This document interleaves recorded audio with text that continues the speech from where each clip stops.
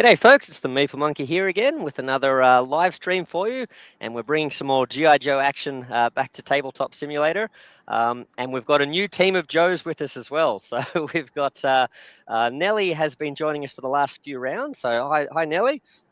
Hello. And we've got brand new Joe on the team.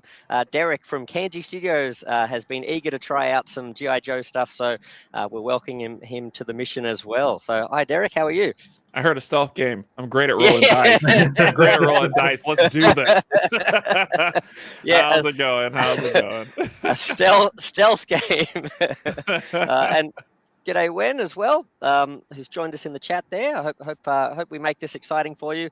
And yeah, feel free to dip in and out as we go along.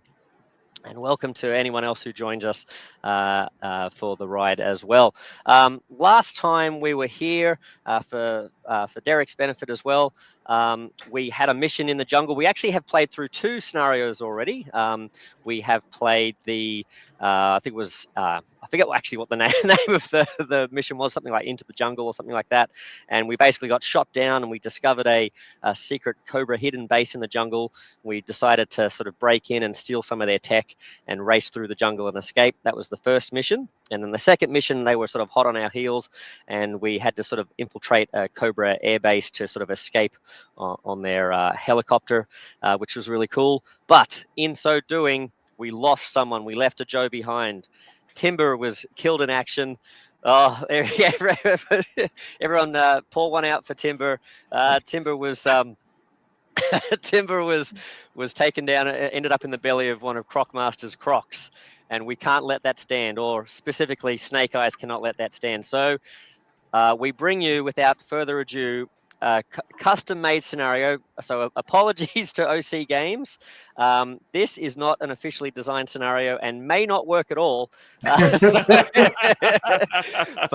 So in no way should this be representative of OC Games creation, but hopefully it does show, because I've seen a lot of comments on the Game Found preview page for G.I. Joe Operation Cobra. A lot of people asking for different modes of play, asking for one versus many, asking for skirmish modes, and also saying that having these locked in missions where you see the whole map on the board and you know where everyone's appearing and that sort of thing is that they want more variety or this and that. So I thought I'd show that this system does seem to be modular enough that you can with a bit of ingenuity and a little bit of know-how, you can use the tiles, make up your own scenario and just have fun with it, sort of thing. So that's what we're attempting today.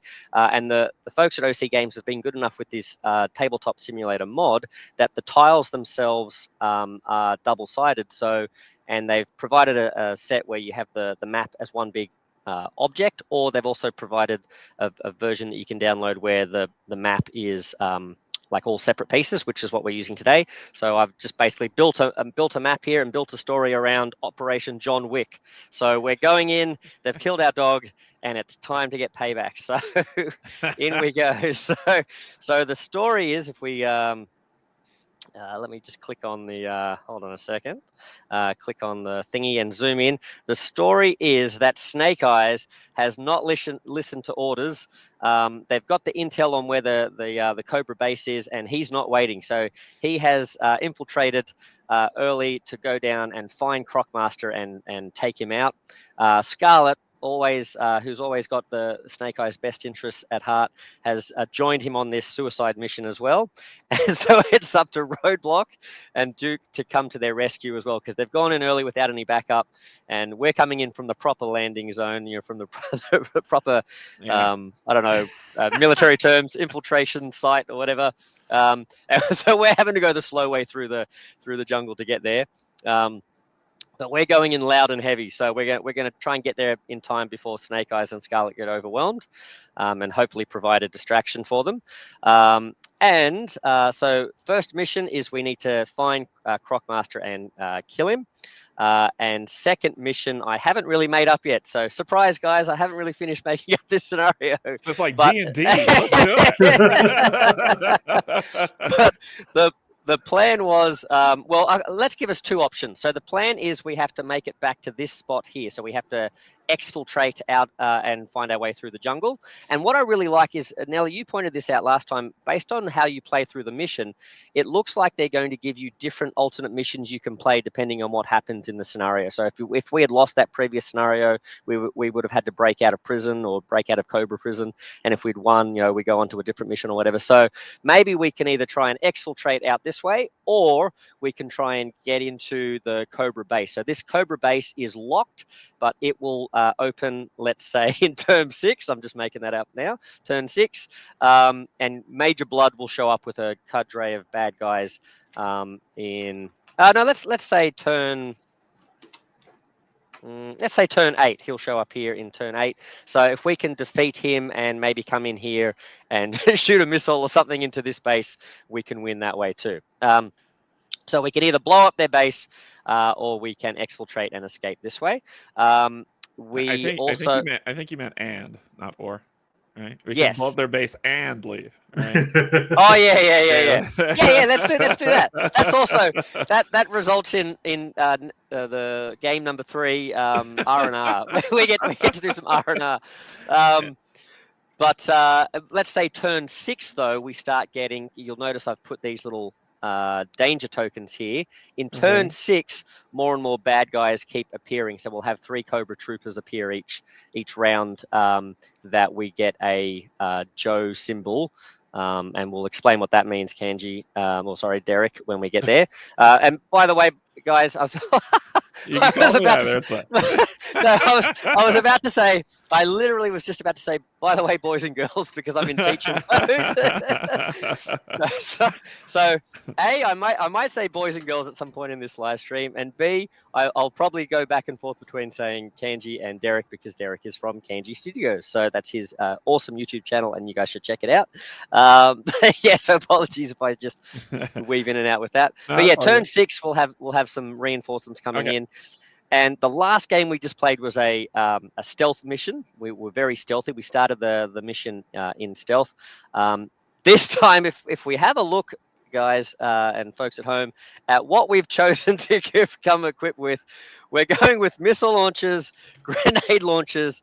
Let's call this like a helicopter-mounted machine gun, minigun. I don't know what the Madus is, but let's call it that.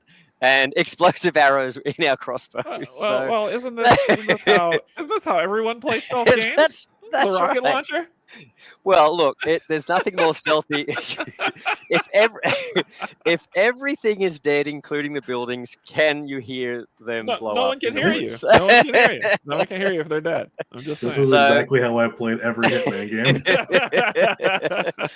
But so, I do like curiosity. Curiosity before you dive in. Before you dive in. Is this game, when you classify this game, there's one thing you said. One of the missions was a stealth mission. Yes. Is this predominantly a stealth-based game, or is it a dungeon crawl, or kind of what type of category would you give it? Well, with apologies to OC Games, I'm going to say I don't know yet. Okay. Certainly, the way we played the first mission was not stealthy. It felt like a dungeon crawl-esque type game. And Nelly, feel free to chime in and correct me, or give your point of view as well. But that might predominantly be because at that point, in the first mod that they shared in the quick start rules, because remember we're only using quick start rules.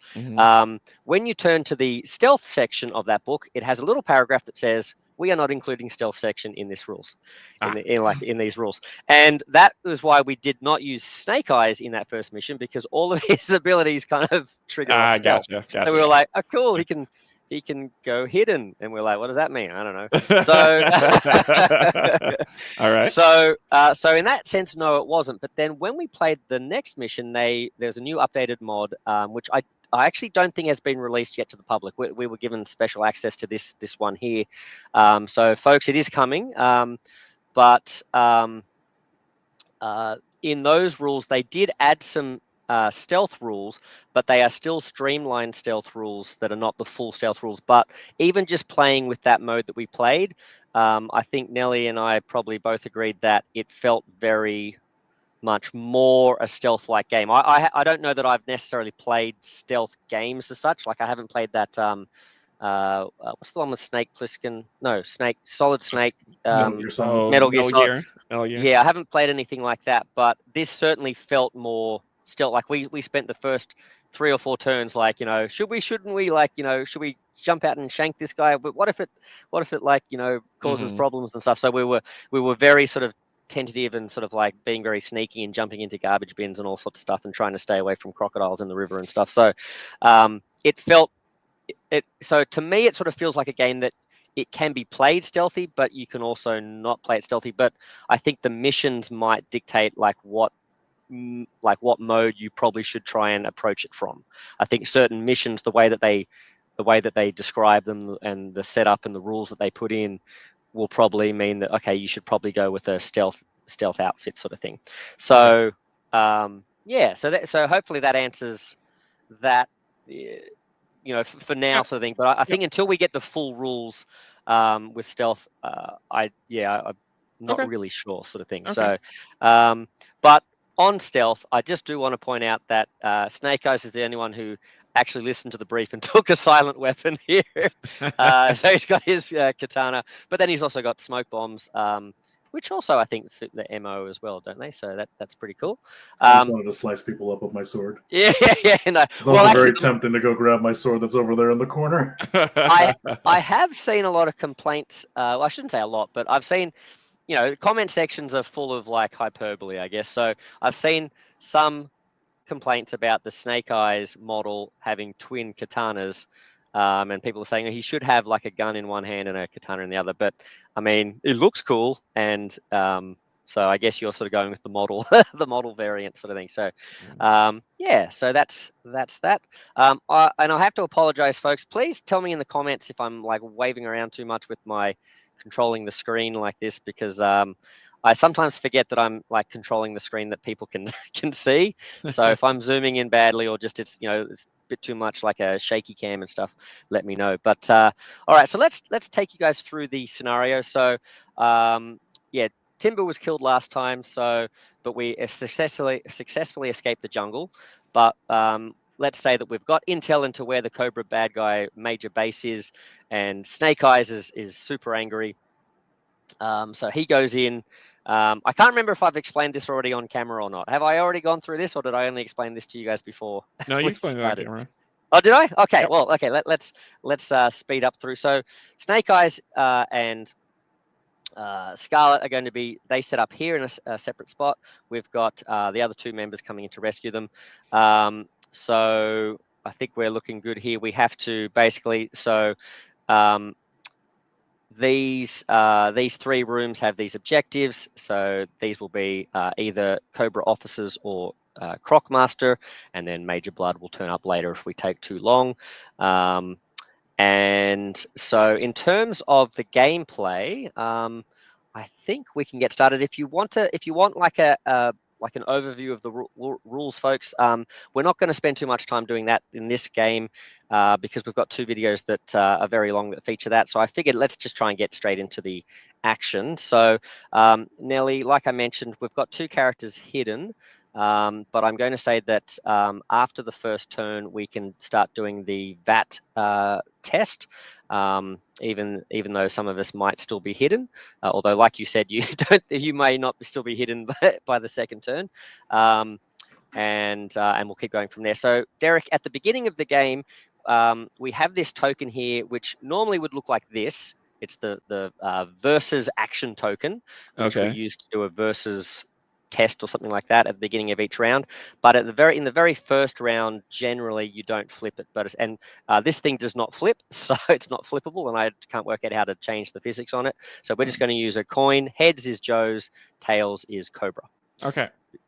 So what happens is with this, we flip this coin at the beginning of most rounds, and if it's a Joe heads up, then we have Joe advantage. So all these highlighted abilities on our action card. So for Roadblock, you'd have this one here during this round. Yeah, so we get that ability. If it comes up Cobra, then the bad guys get their little ability. Okay. Yeah. Okay. So for folks at home, we are going to be using this versus action token, but we're just not doing it in the first round, which means we go straight to the Joe's activation. Essentially, what you do is you activate between 1 and 2 Joes to start with. Okay. Then you activate 1 Cobra unit. Then you go back to another 1 or 2 Joes, and then you activate another Cobra unit back and forth. And obviously, if we run out of Joes and there's still more Cobra units, then we just keep activating Cobra units till everyone's gone. And all of the Cobra troops that you can see inside the buildings are not activated. In fact, you could probably not even sort of put them on the board to start with. But I'm just going to put them there just to remind us that those things are there. So in that case, we have to decide if 1 or 2 Joes are going to go, and if so, who are those 2 Joes going to be? So I guess the option is like Roadblock and Duke maybe could like rummage their way through the bushes and try and draw out these guys so there's less of them around Snake Eyes and Scarlet, or maybe we could get started straight away with Snake Eyes and Scarlet jumping in there, or one from either sort of team sort of thing. So I'm going to leave that up to you two to discuss as well. So what are you guys, are you itching to get some payback, Nelly? I feel like Snake Eyes might take the decision away from us. I mean, yeah, I got this one dude literally staring at, well, he doesn't know I'm here yet, but his mom doesn't know you're there me, yet. and I don't like that. I took that personally. You're adapting this John Wick vibe really well. Really, really well. Do it. All right, sounds good. So we're going to activate Snake Eyes, and we have where did I put the activate? Oh, they're over here. So activation tokens. I go here. All right, Nelly, do you want to talk us through? Are you activating Scarlet or Snake Eyes first? I'm gonna do Snake Eyes. Snake Eyes, okay. So, Nelly has 2. Correct me if I get any of this wrong. You have 2 activations as a Joe hero, like two things you can do in your turn, and you can't repeat the same action. Unless you spend a heroic resolve. Do you remember, like, I think it's called, what was it called in Descent, like sweat or perspiration, or what was it? Like you could do effort tokens. What was that called? I think it was like a little. It looked like sweat, but it looked like sweat, but I forget it had it. Surely it wasn't called. Sweat. Yeah, I forgot what it's called. Yeah, but essentially, there's that sort of system where. So Snake Eyes has 5 sweat. He's got 5 sweat beads. Once he sweats 3 sweat beads, he's all done. He's all done. So, but basically, you can push, try and get blood from a stone out of your turn, and you can, if you want to repeat the same action in a turn, you have to spend a sweat. If you want to add like extra 2 movement to one of your movements, you can do that. If you want to add a diagonal ability to your movement, you can do that. But Snake Eyes. He's got nimble, so he can always just move diagonally without problem. So, yeah. All right, Mr. Snake Eyes. Are you gonna throw a smoke bomb at this guy's head? No, I'm gonna. So my first action will be to move. And then just so you're aware, Kanji, when you're moving like these different colored squares with the different types of terrain, yellow is just light terrain, so it gives you light cover. But it costs 2 movement to enter. It only costs 1 movement to leave, but 2 to enter. Okay. And then your character sheet thingy says how much movement you have. So Snake Eyes has 3. I have 2. So yeah. I 2 to enter the yellow. Okay.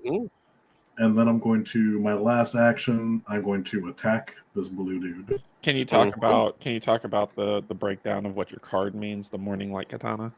Yeah, so on the starting from top down, that first number is your range. So since it's a katana, it's a range of 0. They have to be pretty much adjacent to me. Then the other 2 is just kind of stats for you to know. The first symbol is like damage. So by default, I have to roll a red die and a blue die, and I can get a max of 6 damage from those 2 dice. There's a way to add damage, but by default, 6 is the max damage I can get. And then the little pip symbol thing, the little star, you use those to add special effects listed at the bottom, and with red and blue, 4 is the max I can get on that. Yeah. For what? Of the little star thing. So if you look here on the dice. Okay. Yeah, so they're like that die right there. Yeah. That's 1 damage, and then 2 little star things. which I can spend those 2 star things on the special abilities at the bottom of the card. But you can only get up to max 4 of those. Gotcha. Yeah. Oh, with this dice combination, yeah. Like there's other ways to add them to it, but with just a red and a blue, there's only a possible combination of 4. Okay. Which you can see, like I could spend 1 to make the attack silent, so I don't break my stealth. And I can do 1 to make this dude bleed. I can spend 2 to make it like a heavy bleed. So just stuff like that, and. And because he's hidden, you're going to get to add 2 stars, and I think a hit or something like that. Is that right? I can't see his card. That's why. Oh, okay. Yeah. Yeah, normally when you're hidden, which I have the hidden page up here, because I think it's just like the 1 pip. Yeah, so normally when you're hidden, because you can still be targeted by enemies when you're hidden. Okay. It just gives you an extra defense dice. But then offensively, a hidden character gets 1 bonus little star pip thing. Okay. But for Snake Eyes, he has a special ability where he gets +2 movement while he's stealthed. Okay. And he gets 2 extra pips and 1 damage instead of just the normal 1 pip. Gotcha. Yeah.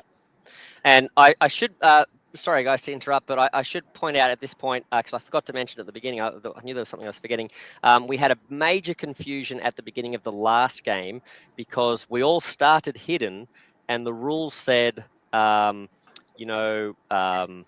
rules didn't say anything about not letting the enemies activate it. The way that it says enemies are able to activate is just as long as they've got some sort of a movement path to you, they can activate on their turns. They only don't activate if they start inside a building with a closed door or whatever it is.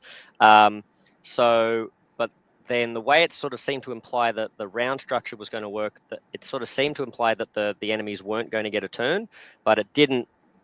According to the rules of how that worked, that didn't seem to match up with each other.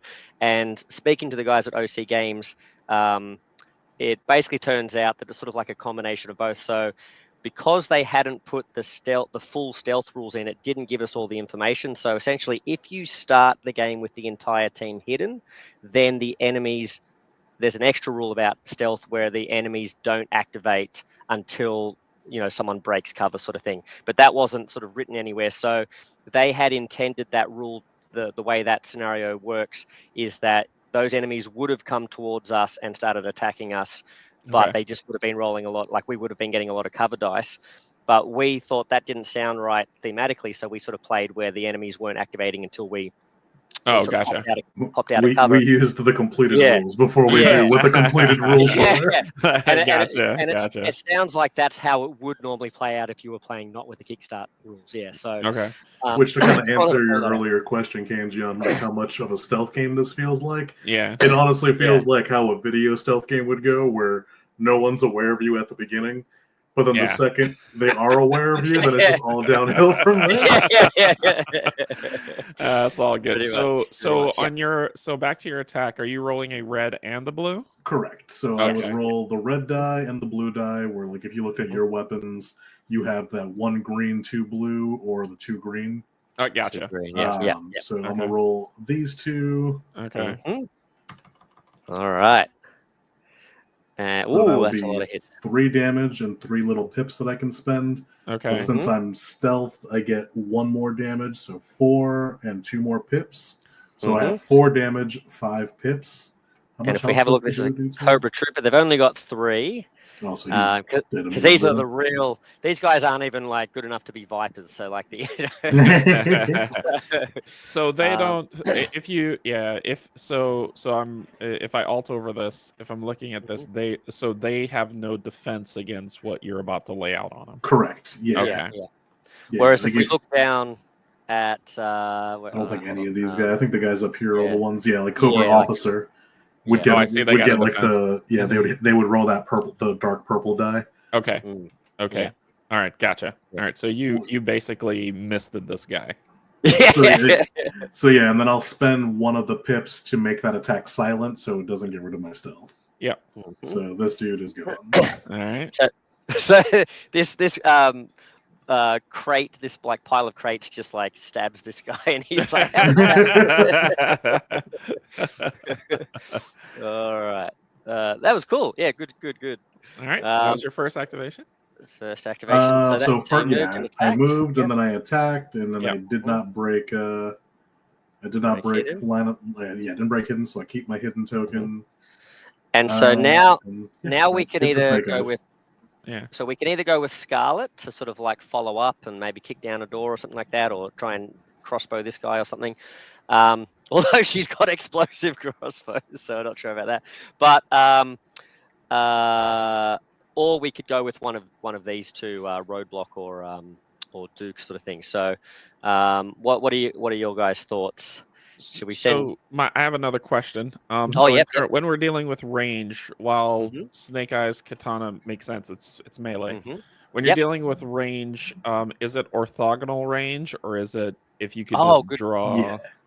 Great question. Yeah, so it's just it's not orthogonal for range, is it? It's you can make diagonals. I think for movement it is orthogonals unless you've got that nimble ability or you spend a sweat. I'm just going to call it sweat.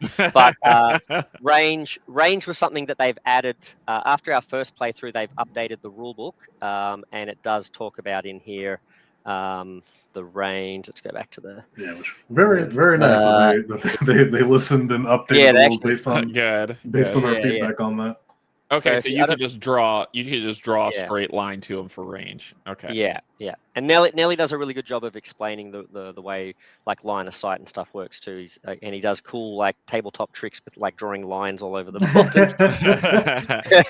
board. So when to continue my question, when we talk about a ranged weapon, so hypothetically, right?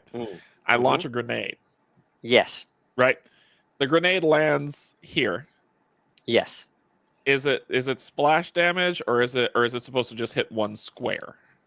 So I can actually answer that because I had to look it up for my explosive arrow. Yeah, because this is the first time we're using explosive. So the way it would work by default, for you specifically, by default, it would just target the square. If you look at the bottom, that first symbol, where you have to spend 1 pip, that little symbol there is for this, is to turn it into that. Oh, okay. And is that this symbol here on this card? Just So like so my explosive arrows are automatically turning all my arrow shots into this. You have to spend one of the little pips to turn it into this. And essentially, the way that becomes then is that any enemies that are in this square get hit for like the full damage. Any of them that are in this outside take half. Okay. All right. Gotcha.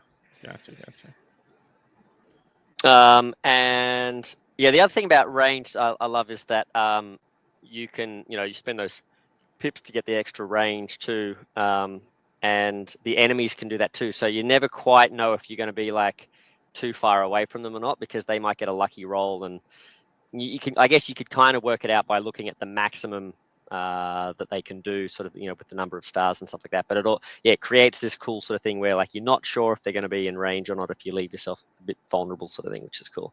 So now just to explain something to Derek, I'm going to say if one of us goes, I would like to nominate yourself, because Duke has this kind of leadership thing where he can, if he sort of moves up adjacent to you, he can cause you to have like an extra activation. So if you were to go first later on in the turn, I could come past and sort of like tell you to sort of pull the finger out and have another shot, sort of thing. So stop, rest, and roadblock, get out there. Sure. So we've got that option, or do we want to go with Scarlet? It's up to Nelly. How he's feeling. I'm going to vote that you guys go, since all of my attacks are currently AoE.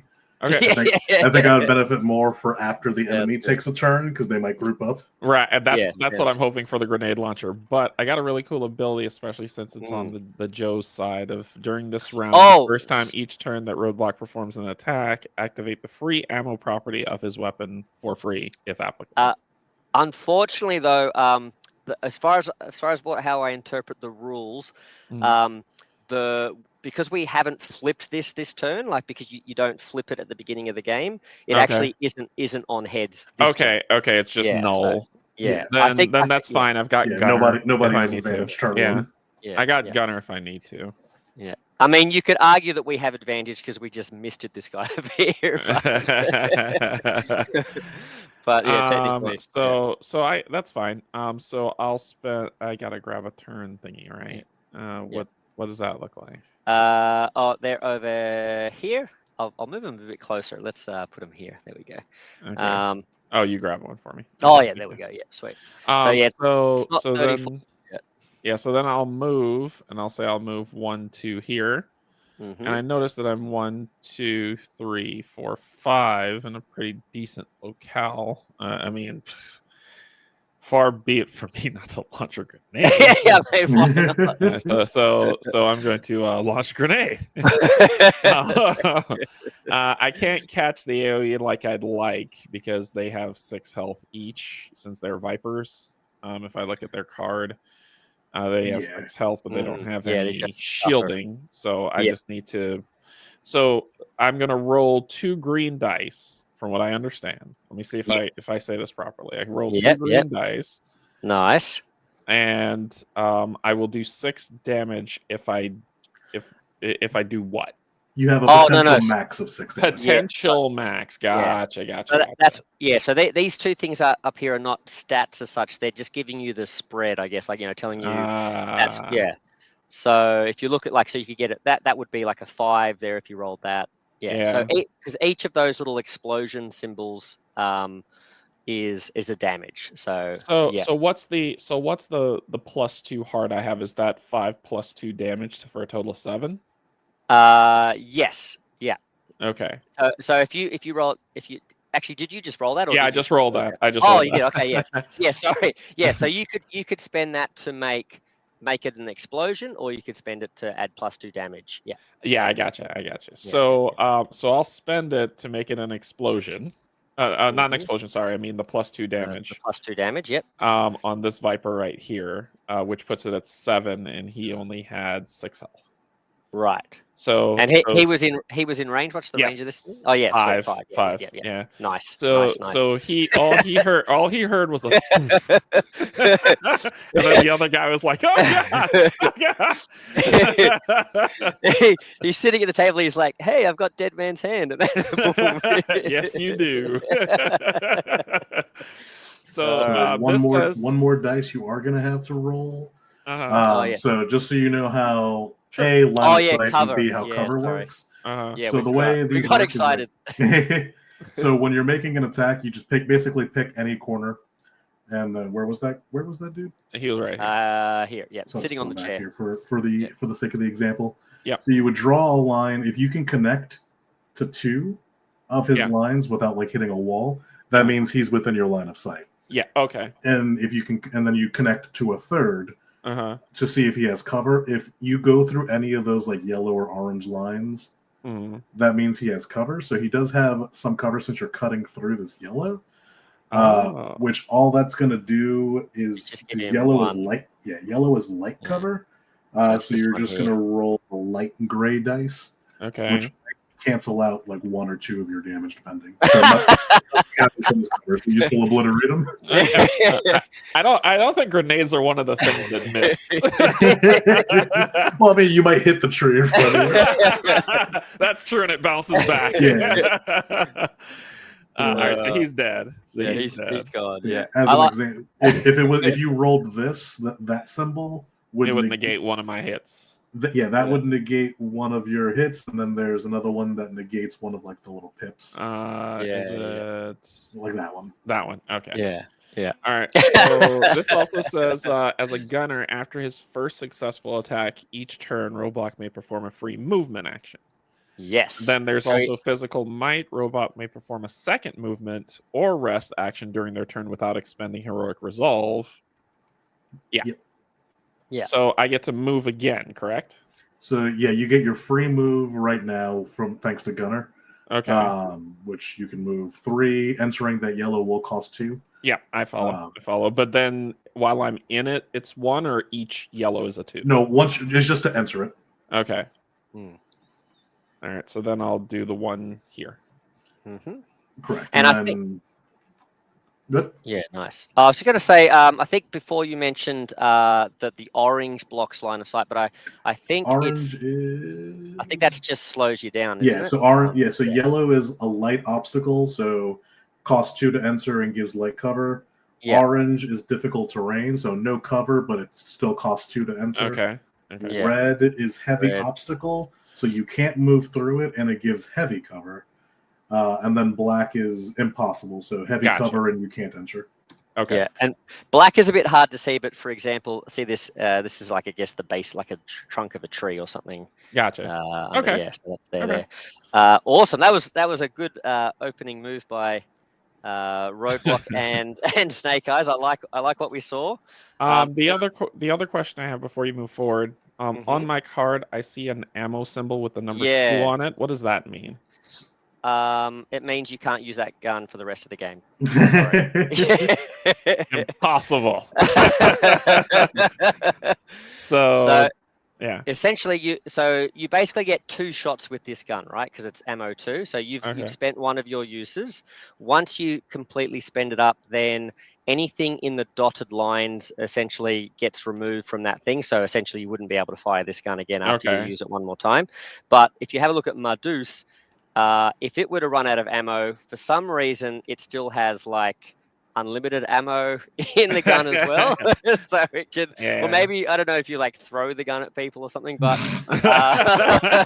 it comes back. Throw it as like a boomerang gun. Yeah. So that's where your ability, Roadblock's ability comes in. So like you kind of like from now on with this grenade launcher, you might want to hold off firing it until you can sort of be in the Joe advantage rounds where you can fire it and get that free. Yeah. Okay. So yeah. Also for Medusa, this symbol right here, that's 3 stars. We'll make it a free shot as well. Okay. Nice. Yeah. Gotcha. Yeah. Okay. Cool. Okay. Awesome. Very cool. Well, then in that case, it is Cobra turn. So we look at, now we've got these different Cobra units that can activate. We've got the Cobra Trooper and the Viper. If we have a look at the Cobra Trooper on their stat sheet, they've got an aggro over here. You'll see, or aggression or aggro, I think it is. That's a value of 19. So we're looking for the highest value. So we come down to the Viper, that's 23. So the Viper is a lot more agitated that his mate just got absolutely obliterated. Unfortunate. So they're going to activate. So if there were more than one, if you guys had like left more than one Viper alive, that's not our fault. I actually sort of probably should have put more Vipers out on the board too, because I forgot that we were playing with 4. But this is all, you know, we can ramp it up in a couple of turns and stuff. Don't anyway, leave the game. More coming. Yeah. So these like if there were more Vipers, all of them would activate one at a time, each drawing a separate AI card sort of thing, until that entire sort of like troop type had activated, and then we would move back to another Joe. So all right, you want to do the honors, Nelly? Sounds good. So we're doing, this is Viper, right? Viper, yeah. So closest Viper, well, actually the only Viper left is that guy. Yeah. All right. I can't see that one either. So can you, when you hover over, can you just hold down Alt and then scroll in with the zoom? Hold on. No, for like once you, just like that. There we go. Perfect. Nice. All right. So go ahead and tell me what it does. So that first symbol is he's going to move to his target. Okay. Actually, I think that's actually a Necron pyramid, isn't it? Aren't they supposed to that symbol there? No. I'm so confused. It just looks like something out of Warhammer 40,000. No. That first one is he's searching for a target. He's going to move to a space with line of sight to the nearest enemy, while staying in like the best cover against that target. Yeah. Okay. Generally, that's kind of a thing, isn't it? Like in most situations, it's always like whatever they're doing, they're going to try and like still have the best cover if possible, sort of thing. That's an easy thing to kind of remember. Once you kind of internalize this stuff, it becomes a little bit more sort of easy to sort of like just do it, sort of thing. Right. So he has a range of 3. What's he going to do? So 3 this would probably be best cover, because then he would have that yellow. Okay. Yeah. So if he went 1, 2, 3, 3. Yep, and they've got a movement of 3. Yep, that's all good. And then that second action is he's going to let me hover on that again. Yeah, he's going to attack the closest target, and he'll get +1 to the range and +1 to the damage. Yeah, that's what those little symbols at the bottom mean. So do you see? Am I reading the right card or? Oh, sorry. Okay. So he's rolling a yellow and a green, correct? Correct. And then you have a purple defense die, so you'll have this as part of your roll to potentially negate some of his damage, as well as because you have cover, you also get the gray. That was going to be my question. Yeah. I think is that. Yeah. Right. Is there a different one? The grays are Hold on, let's see. So you got that one. Yeah, there's light gray, dark gray, white. Oh, they got to work that out. They got to work that out in design. Honestly, that might be more of a tabletop issue.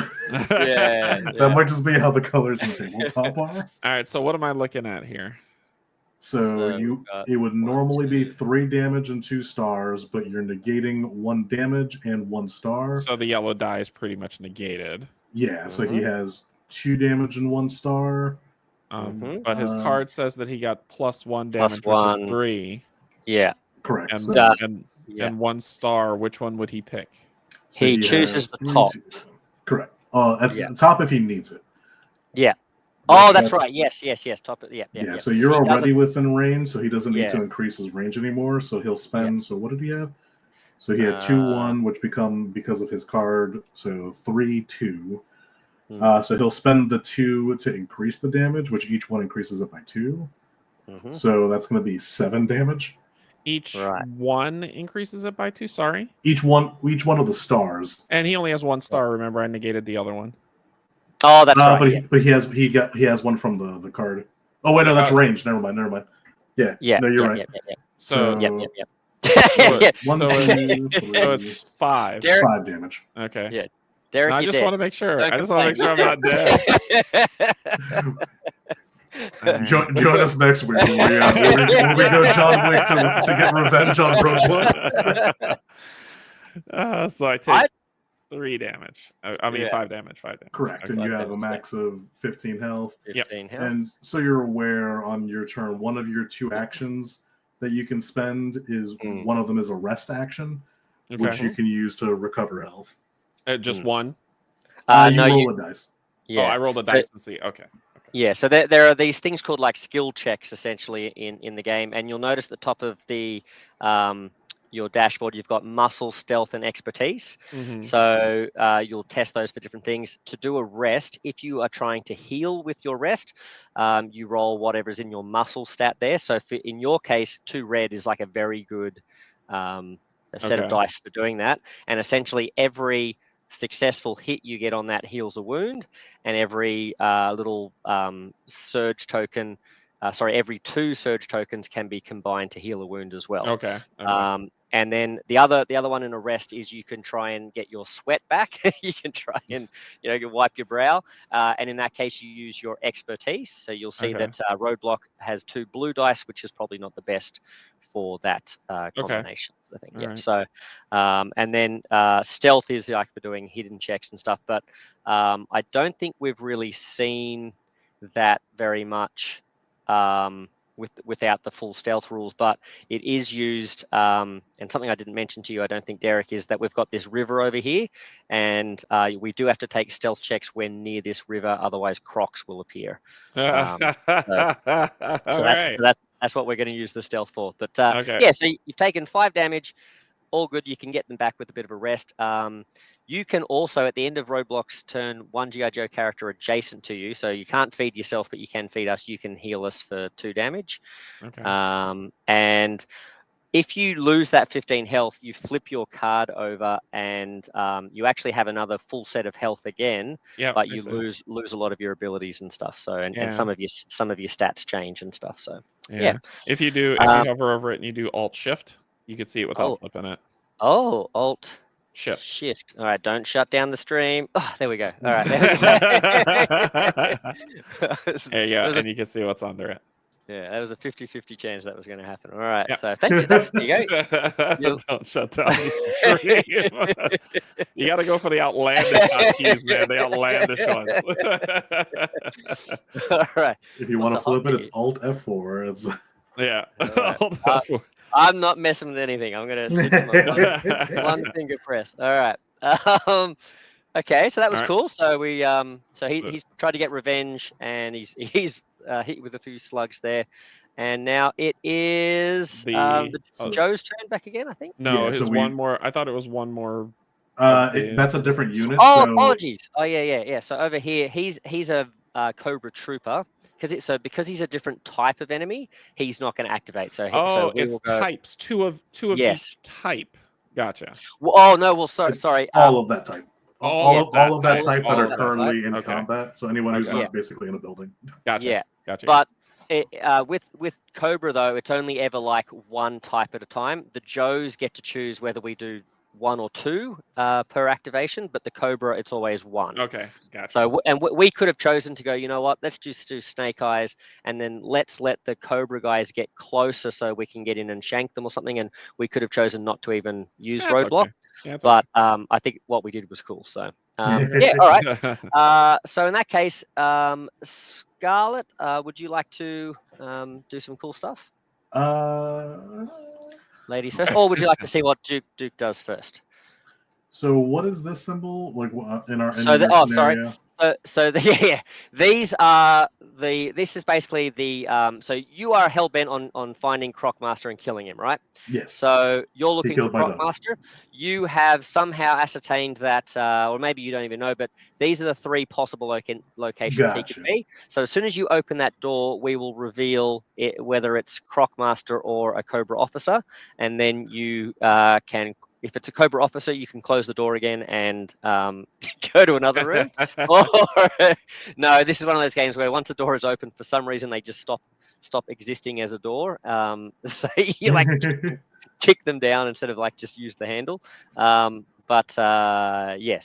Basically you're looking for the right bad guy to get your payback on, and just like in John Wick, you will kill anyone in your way until you find that. Was it Theo from Game of Thrones? He was the one that killed Theon. Yeah, that's right, Theon. Yes. All right. So if that's the case, mm-hmm. Scarlet.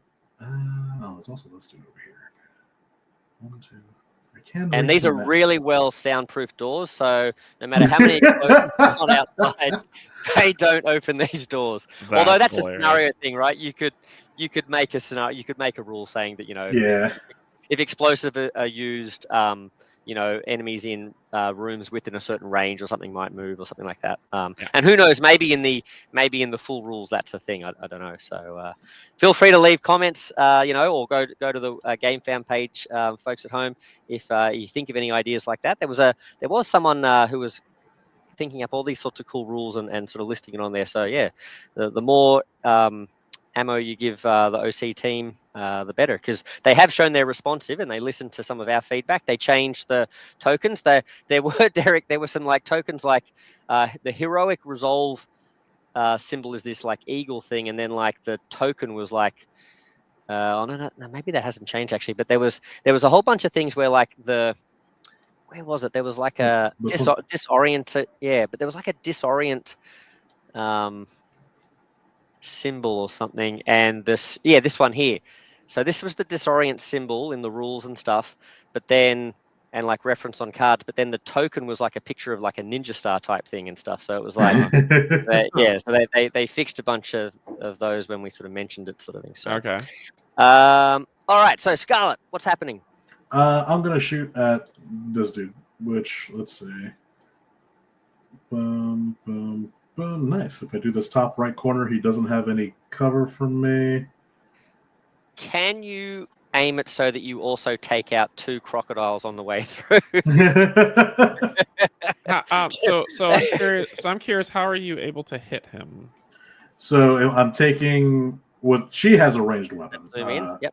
Which is a range 3, right? Range 3. Yep. So yeah. I'm guessing you're hoping for pips so you can get because she can get up to 5 pips. So he's hoping to get a whole bunch of these extra grain. To boost it. This top left thing, which you can spend these in any amount. Which he's 4 away from me. 1, 2, 3. Yeah, he's 4 away from me. So as long as I get 1 star, I can use 1 star to boost my range from 3 to 4. It makes sense. Now my question is, do you have like a explosion muffler? Because you could spend a star to make this a silent shot, right? And then I feel like that would be awesome if it's just like this. It's a gravity arrow. It's just silence, isn't it? It's like an EMP grenade or something. Just fries his circuits inside his helmet and like makes his ears bleed and stuff. That's why no one in that room is going to hear this explosion. Exactly. So he's a trooper. They have no defense. So I just roll my blue and green. It's good to know while he's rolling. It's good to know that that you don't have to be at a base to roll. Like you can just say, all right, well, I could use 5 pips, and they can be 6 spaces away, and I'm just gonna risk it. Yeah, that same applies to enemies. They can take the shot. If the card tells them to take the shot and they're not in the range, they'll still take the shot because they can also convert the pips into bonus range. Gotcha. So the same thing applies to them. So I have 2. How much health does he have? He has 3 health. 3. So 2 damage and 2 pips. So 1 pip to expend the range, and then the last pip to increase the damage to 3. Yeah. So he is dead. But it's not silent. That's fine. That's okay. Everybody is dead. Silence was not a factor for the right half of the board. So you lose the silent token? She is no longer hidden. Okay. Yeah. If a Cobra trooper falls in the woods, can anyone hear it? All right, that was cool. That was your first action. Cool. So she can still move. She's got at any time she can move. Once per turn after neutralizing an enemy with a melee weapon, so she's not geared for that attack. This is one of the things that made her so good in previous missions. We equipped her with the ninja claws, and she was just going around like stabbing people and getting extra attacks and movement and stuff. So she's pretty cool. Yeah. So 1, 2, and then I'll just go diagonal because she has nimble. To go 3, and then I'll end there. So I don't have the access to open the door, but that'll be next turn. Sounds good. All right. How much is your movement? Like 5 or something?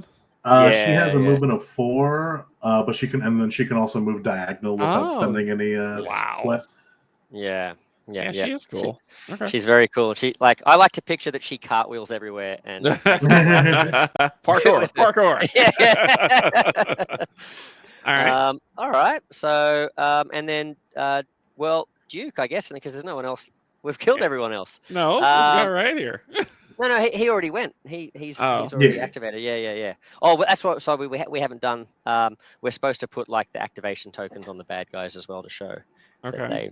Oh, we did. Sorry, my apologies. Yeah, Trooper hasn't gone yet, but Trooper's not dead. Yeah. There's a reason he hasn't gone yet. Now, if we have a look down at Duke here, so during this round, he would have an additional activation if we were in Joe advantage mode. So that's why the second time we played, I was super surprised that we didn't get 3 actions because I was used to using Duke, so we only get 2 a turn. But I'm going to try and get down here and maybe coach Roadblock into firing at the... I'm about it. At the dude. So let's go. Let me see here. So Nelly, you were saying if I sneak my way through here, I'm not crossing yellow lines, so it's not costing me any extra movement. Is that right? Correct. All right. So what's to enter the bushes? Yeah. So I've got a movement of 3. So I'm going to go 1, 2, 3. Now this is adjacent. So we looked in the rules. I think they might have even added this. This does count as adjacent, being sort of diagonal here. So let me just, unless it says orthogonally adjacent, target 1 and OC Games. I think I've mentioned this before, but just a heads up, there is a spelling mistake here. This should be a J for adjacent rather than a Y. Target 1, adjacent, already activated ally to give them a free action.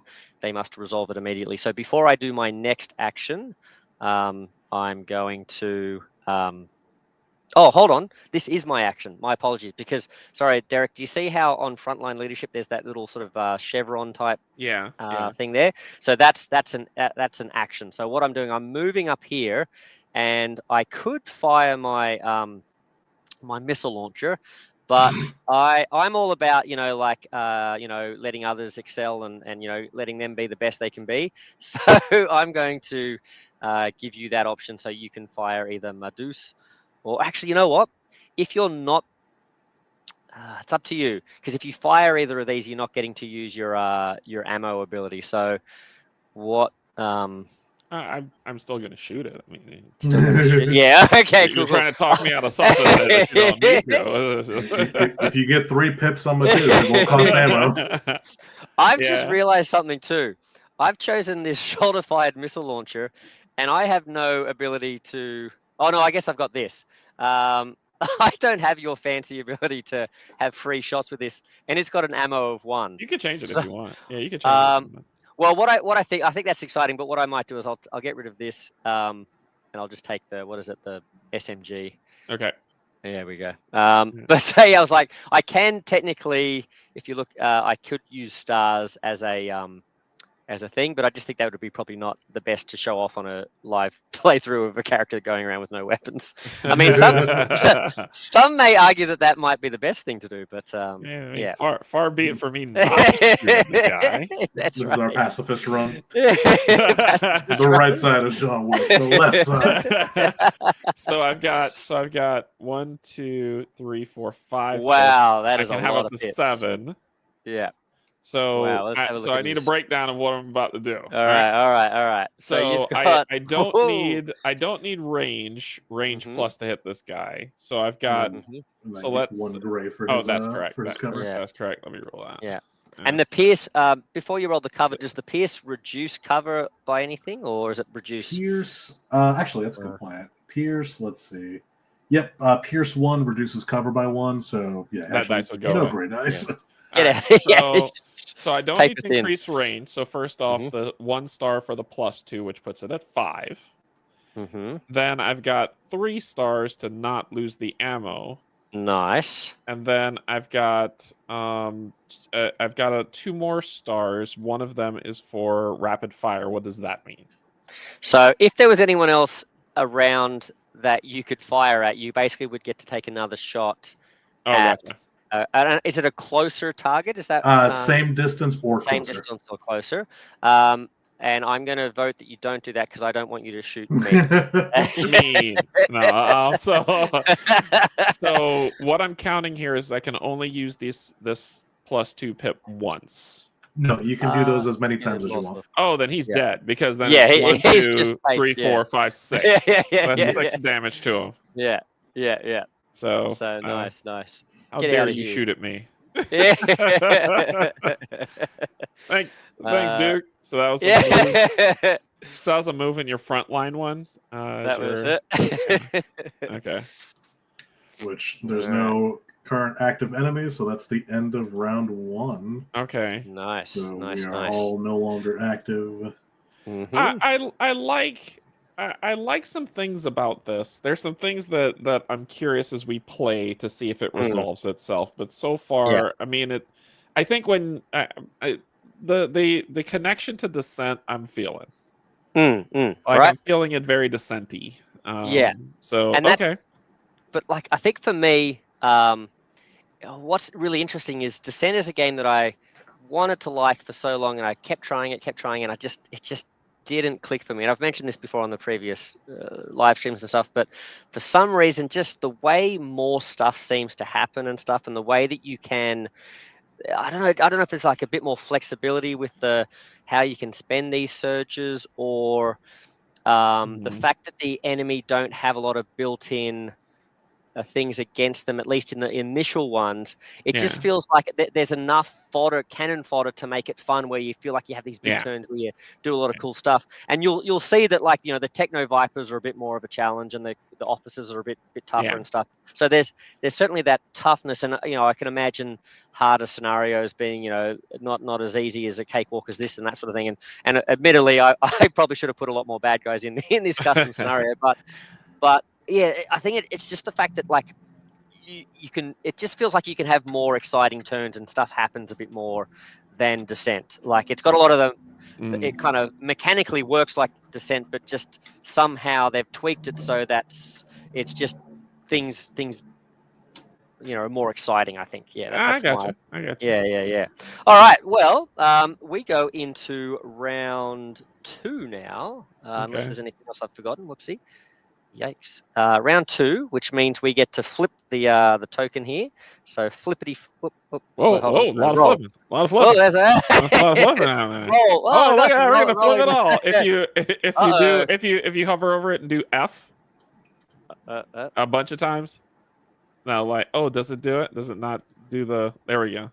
There we go. That was incredible. You're right. Yes. It is kind of weird. Yeah. I probably got weight thing wrong. Oh, that was good. Who did that? That was me. How about I like this flip you've done better than what I did. I landed on. I was like, if you want, you could just grab a six-sided a D6 and odds and evens it. If it's easier. I find when I do it, my dice rolled about the same slowness. Nellie's got it. Nellie's got it. There you go. I've probably got my like lift strength or something wrong. Or, I don't know. But anyway, I'll let you guys flip the thingies. All right. Well, there you go. We got the Joe activation, so that's cool. We're going to take it. So again, we can choose, and we can choose who activates first, so we don't have to go in the same order that we did before. John Wick's got to go first. I mean, that's you know what? Maybe we will start putting some. So, that's what I was going to say. The bad guys start appearing. Turn 6 is what you got. Yeah. Yeah, but up to you guys whether you are happy with this or not. But I was thinking maybe every time we roll because in the previous scenario, every time you roll a GI Joe advantage, once the reinforcements start coming in, it's every turn that we roll an advantage, we get more bad guys coming in. So are you guys happy, just to give us more to do, are you guys happy for some Cobra troopers to come in now rather than waiting for turn 6? Now that maybe we could just say the trigger was as soon as like Snake Eyes and something is not hidden or something like that. But up to you guys. Because what I was going to do is just put like 1 on each of these things. So 1, 2, and 3 down here. How are you guys feeling about that? Because these guys are kind of paper thin anyway, but it gives us stuff to shoot and feel good about ourselves. Sure. These are employed by G.I. Joe to like, as a team building thing. They make it they're like secret shoppers or something. All right, so they show up, but we get to activate first. So do you want to kick down that door, Scarlet, or let's do it. First action, boom, open door. Mm-hmm. It's the only way to open a door. That's right. By physically picking it up off the hinges. All right, now it's time to reveal. Now, if this is the number 1, it will be Crocmaster. If it is number 2 or 3, it will be a Cobra officer. Here we go. It is number 1. You found him. All right, so Crocmaster. Let's bring him in. There we go. Now it is continuation of Scarlet's turn. So that was 1 action to open the door. Yeah, and that's the interact action. There's a whole bunch of different things you can do as the interact. Yeah. Okay. Yeah. Well, I think I'm just going to shoot an explosive arrow in here. And it seems about right. Yeah. The question then becomes do I want to just aim at Crocmaster? Because the explosion won't do anything if I aim at Crocmaster because this dude's too far. But if I aim in between, they'll both only take half damage, but then I can hit both. Yeah. Now, my question was, because I haven't looked at it yet, Nelly, can you target the ground? I actually have no idea. Because it sort of implies. Well, I guess the only thing is like, so for example, your dual shot grenade launcher is like, okay, to fire, like if you have to spend pips to make it explosive, then it sort of implies that you follow the normal rules of shooting. So you would have to have a target in the first place. There was a range. like... There was a range drill. Pardon me. Let me copy the rule book. Oh here.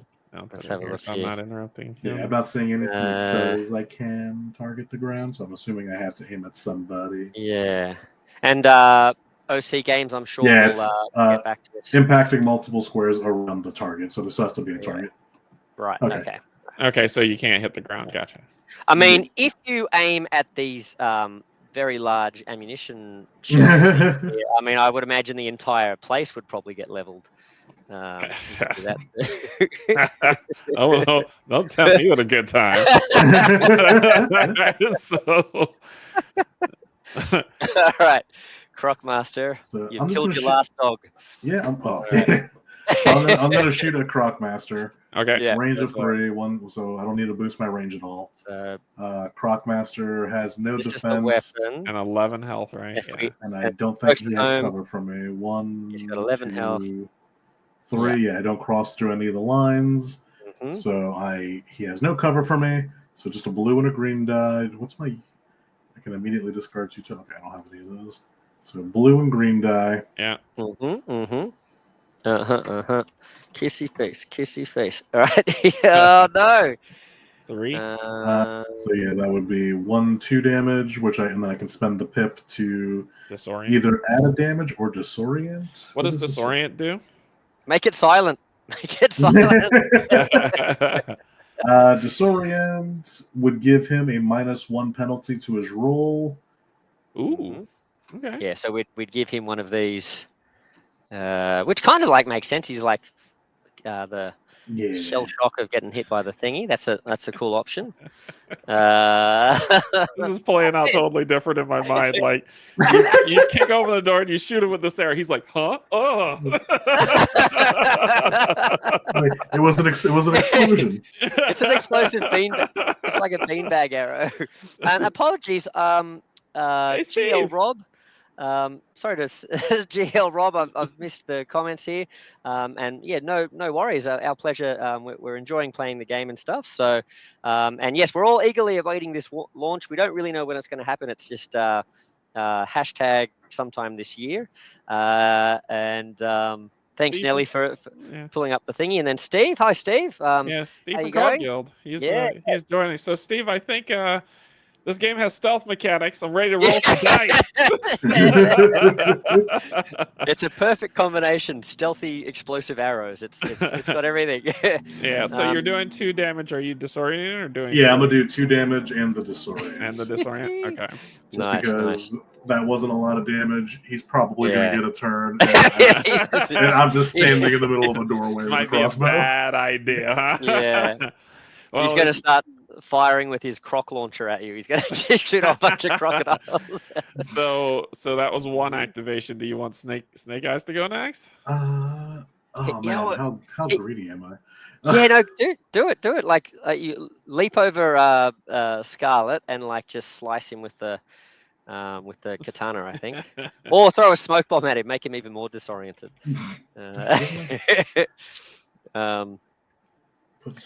Smoking because vision. Okay. I forgot. Dangerous combination.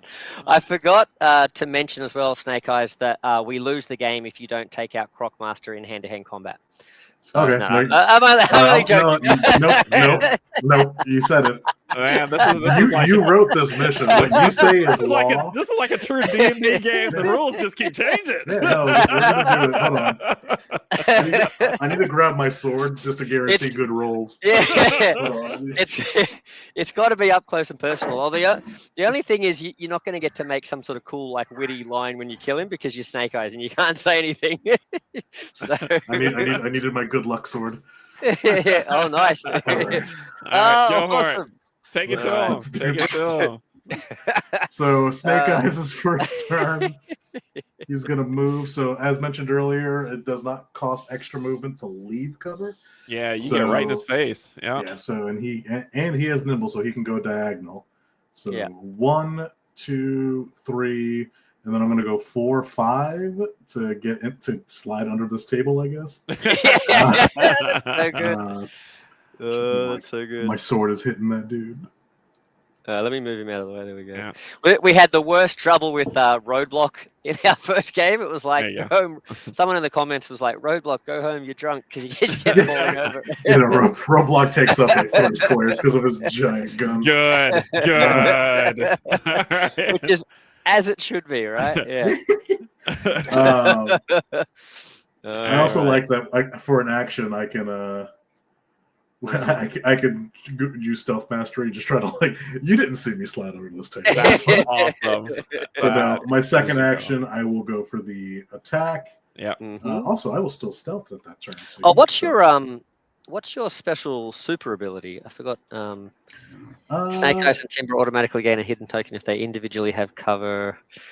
Damn, why'd you have to bring up Timber again? Now you've got him all angry again. And neither can hide if they are adjacent to an enemy. That's an interesting. It is not a non-lethal explosive arrow, but they killed my dog, so I can take the pain right now. Yeah. Scarlet, you hadn't used any sweat, had you? No. In the previous turn, so because Scarlet's got an awesome ability, she could just for free, she can just it concentrates really hard, and the sweat just goes back into her body, sort of thing. So because I can't see your Snake board, you have two. Can you see?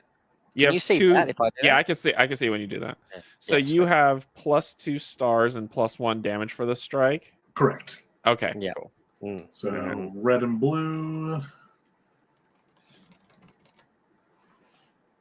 Oh boy. Oh boy. I can make it silent and just stay under the stage. So for people who are just joining, the thing that Nellie's explained to me is that you can reuse ability a star abilities as long as you have the stars to pay for it. Yes. Yeah. So what befalls this poor guy? Look at your smorgasbord of. Yeah. What does injury do? So that's actually what I was looking up because I hadn't seen injury yet. So, hold on, I'm making up a scenario. He loses his arm. Well, actually, no. So unlike that disorient only applies for one roll. Yeah. Right. Only specific effects can remove injury tokens. So if you have 1 injury token, it's -1 to your rolls. 2 injury tokens, -1 to your rolls, and 1 to movement. They compound. Yeah, 3 injury tokens on a Cobra is just instantly neutralized. Hold on, how many stars do I have? What does neutralized mean? Does that mean dead? You just kill them. Yeah, if I get 3 of them. Yeah. Neutralized. So you've got dead. Yeah. I can only give them 2. 1, 2. Yeah, you can only give them 2. That's okay. So close. Oh man. Okay, I have a plan. I'm gonna kill him via neutralized, just not this turn. Give me one more round. You're zooming around a lot. Is that me? Sorry. Yeah, you're zooming around a lot. So that's all. Maybe slow it down. Thank you. And I did say thanks, Derek, because I did say at the beginning of this, please in the comments as well, let me know if I'm zooming around too much because I sometimes get excited. I was just looking at this. So see at the top, bleed. What's this? Can you guys see this where it says bleed and then there's a different symbol for bleed? And bleed, and then there's 3 levels of bleed. Right. So is the skull a type of bleed as well? Where's the skull? The skull's the token that you use for it, right? A bleed token damages the character at the end of their turn. If a 4th token is added, it deals 1 damage instead. So are there blood and there are. There's injury, which is blood, and there's bleed, which is the skull. Yeah. But then, so what I'm confused about is in the explanation. It's because it's wrong. It's misprinted. Yeah. Right. The blood things need to be down to where the injury are instead of on bleed. That's right. It's misplaced. Okay. I think what it is because if you look at the bleed is the symbol on the card, right, and then on the right of the ability is what the actual token is. What the token looks like. Yeah. They probably need to fix that up. So I can show folks what I'm looking at the katana here. So so that symbol there. Oh, wait a minute. It means it's bleed 3. That's what that symbol means on the katana. It's bleed 3. If you look over here on the icon glossary. Yeah, because hold on. Where's one the star over here. One Yeah, pip for bleed 1, 2 for bleed 3. Yeah, so that one based on the symbol. I see. It's bleed 3. So it would say a bleed token. So he would get 3 bleed tokens, and if the 4 token is added, it deals 1 damage. Yeah, and then bleed would make him take 1 damage per bleed at the start of his activation. Right. And then he'll remove 1, so he'll downgrade to bleed 2. Right. So it's kind of like a tick up, tick down thing. I would probably ask the devs to get some distinction between, instead of using those symbols, just use the skull token and just have 1, 2, 3 on it. Yeah, if anything, just swap the tokens, I'd say. So or swap the tokens. Use the skull for injury and use the blood drop for bleed. Or just swap the tokens. That makes more sense. Yeah. Probably an easier fix. Yeah. Hello to Andrew. Yep. Go Joe. Now I realized I actually called one of my modes in G.I. Joe United Go Joe, and I realized I think I got it wrong. I think it's Yo Joe. I don't think they ever say Go Joe, do they? No, it's Yo Joe. It's always Yo Joe. But look, this is a Canadian and an Australian. We're going to get it wrong. We've got like the Action Man version of bloody G.I. Joe. Also, this is an Action Man free zone. No one's allowed to talk about action force or Action Man here. Okay, but yes, hello Andrew. Andrew couldn't join us today because he's actually got proper studying and stuff to do as well. So hopefully that's going well for you, or hopefully that's already Joe A. Yeah, I like it. So what are we doing? You may have actually changed my plan, Kenji, now that we've looked at the blood rules. Because what I can do now... now that we know what the rules are... well, because I have 4 pips, which means I can do 3 blood twice. Yes. The first would give him 3 blood. Yeah. The second one would just do 3 damage because he's already maxed out. Yeah. Okay. Yeah, so that would be 6 damage to him. Is that what that is? So it would be 1 damage, 3 blood, and then 3 more damage. Oh, so it'd be 4 damage. Yeah, 4, and then he would take the 3 at the start of his turn. Yes. Yep. So I'm gonna do that. So and then I came out of stealth, so I have. Oh yeah, and I also have the 2 pips from coming out of stealth. Yeah. Oh wait! If you got the 2 pips, you can take him out, right? Because you. Because I can just do injury 3 times. Really? Because meanwhile, Cockmouse just standing there, just going, "Oh man, come on, make up your mind! Like I'm already dead." Yeah. I slide under the table and just cut his leg off. And that's a John Wick thing to do. It was very John Wick. I love it. I love that he this one more time just to make sure. Re-entry tokens on Cobra means that they're neutralized, but have they defined neutralized? Yeah, neutralized is when you take them out. Yeah, that's dead. So when we get wounded, so Joe's can get wounded, which is where we flip to that other side, and then neutralized is if we lose all our wounds on the wounded side, then we're neutralized and out of the game, sort of thing. So neutralized is dead, and Cobra don't have 2 different states; they are just either alive or neutralized. So mission 1 complete. Mission 1 complete. Gone. Awesome. Yeah, so I've got 1 damage, 1, 2, 3, 4, and then because of stealth, specifically because of Ninja Master, I have 6 pips. So I'm going to do injury 3 times and neutralize Cobra and 1 unsheath the katana. I told you this was a lucky katana. I told you this was a lucky katana. That is incredible. And thanks, Andrew. Andrew's saying goodnight to us as well. So thanks, Andrew. I'm glad you were here for that, to see the payback for Timber. Yeah, that's what this was. He seems to be a kind of like a mini mid-level guy, and probably Major Blood's the big one, right? So Major Blood actually has an annoying ability where even if you kill him, he can keep coming back. The mercenary resolve. Yeah. But, so he's dead. Awesome. Nice. That's very cool. Puppy avenged. Woohoo! Then because it's a heroic turn, I automatically gain a hidden token because I have cover against this. That's awesome. He's so distracted. Hold on, this guy he's looking into the corner. He's like, if I just don't turn around. Maybe he'll think I didn't say it. You know when two people are having a heated argument or somebody's getting in trouble and you want to act like something else in the room is the most fascinating thing. You know what I mean? That's what he's doing. Like, man, this gun is important. He's like those two stormtroopers in what was it, the Force Awakens, where they come around the corner and Kylo Ren's like slicing up the hallway. And they're like, nope, nope, not today. except he turns around and sees Scarlet in the doorway. He's like, oh damn. Okay. He's just like, nope, this gun scope is the most interesting thing in the world right now. Maybe if I just stand still, he'll think I'm a coat rack. His sight's based on movement. There you go. T-Rex snake eyes. All right. Well, that was epic. That was cool. That Viper, went as cool as I could have expected.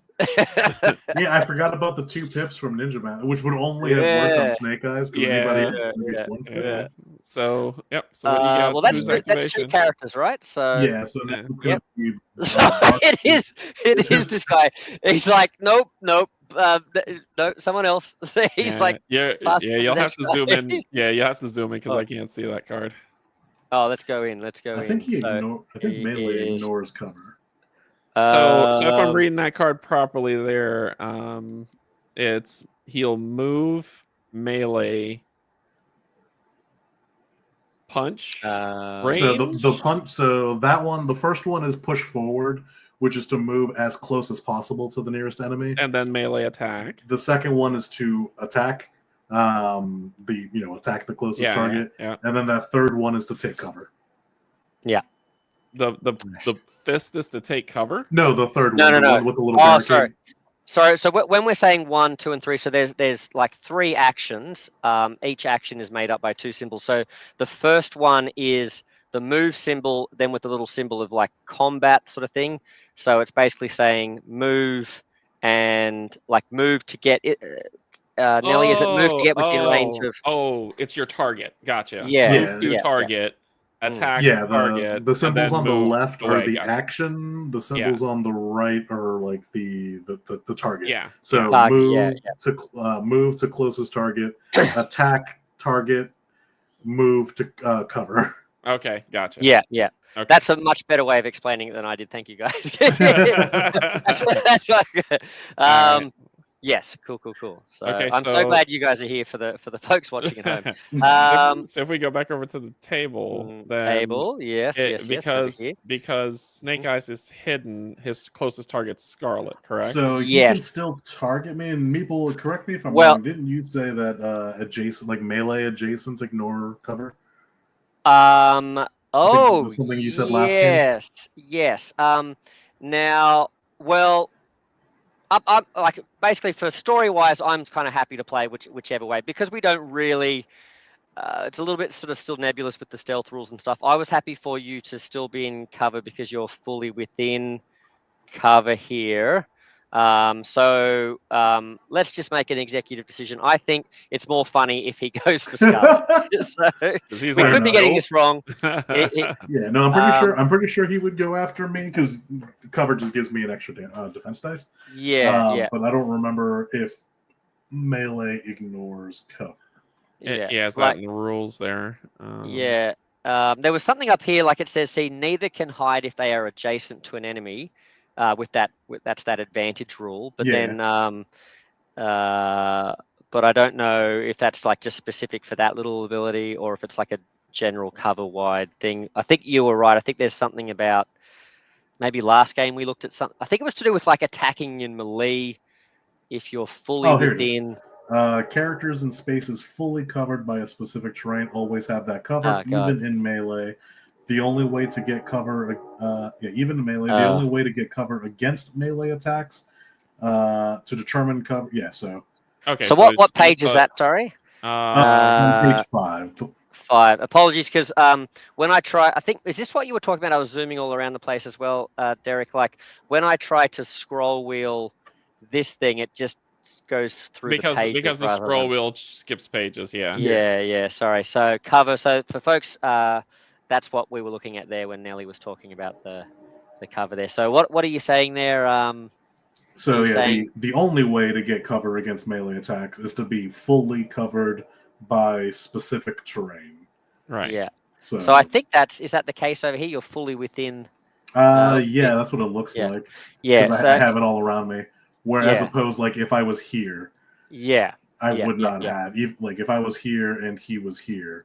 Right. I wouldn't have the cover because I'm not fully covered by it. Okay. But Gotcha. here I am. Yeah. So he would go for Snake Eyes then. Yeah, he would go for me, but I would still have the cover dive from him. Yeah. Okay. All right. If you guys happy to do, like, I'm still happy just storyline wise for because I think it's funny that he doesn't. He just thinks that Cobra, Crocmaster got taken out by a sharp corner on like the table or something.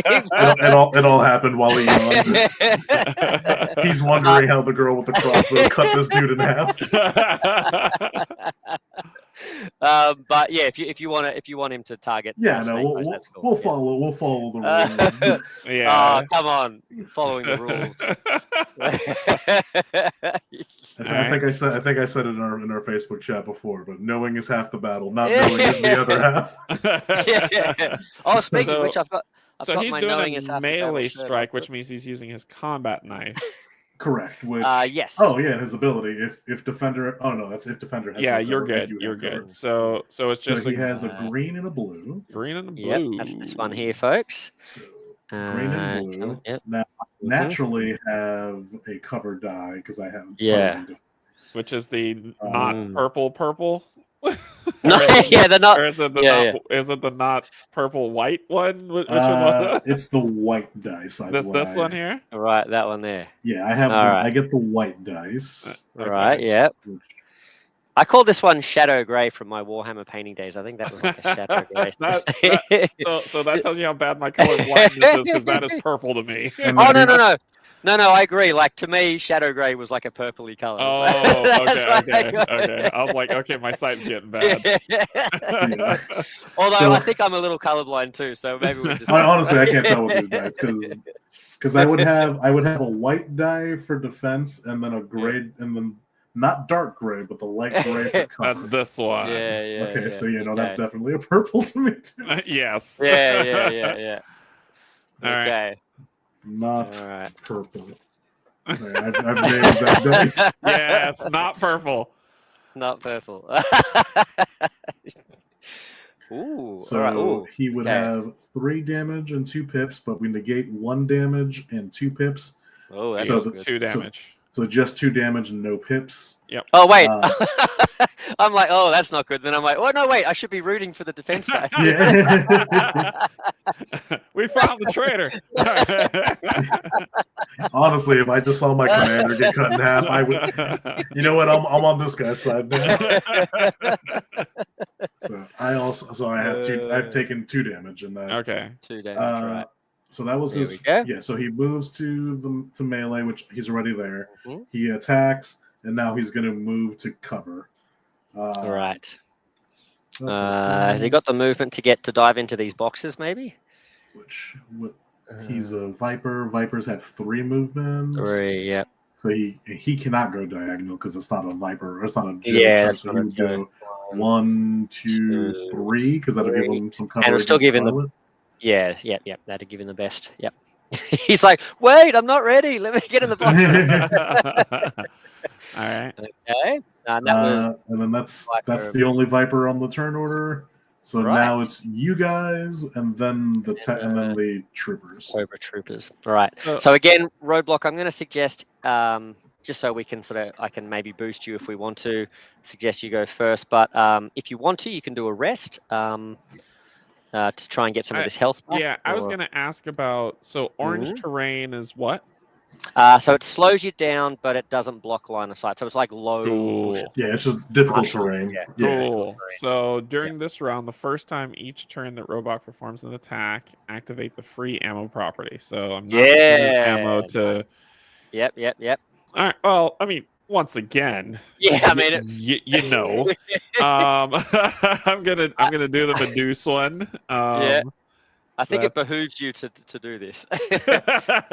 Now, hold on a second. if you fire, it's a bit far away, but if you were to fire at this guy and get the range, it's because he's far away. Rapid fire, you would then also get to spray the whole area and hit this guy. Is that right? I think so. That wide of range? He's closer. Rapid fire is anyone that range or less. Yeah. So if you succeed in hitting this guy and then spend the points for rapid fire, you can aim at anybody else who's at 5 or less.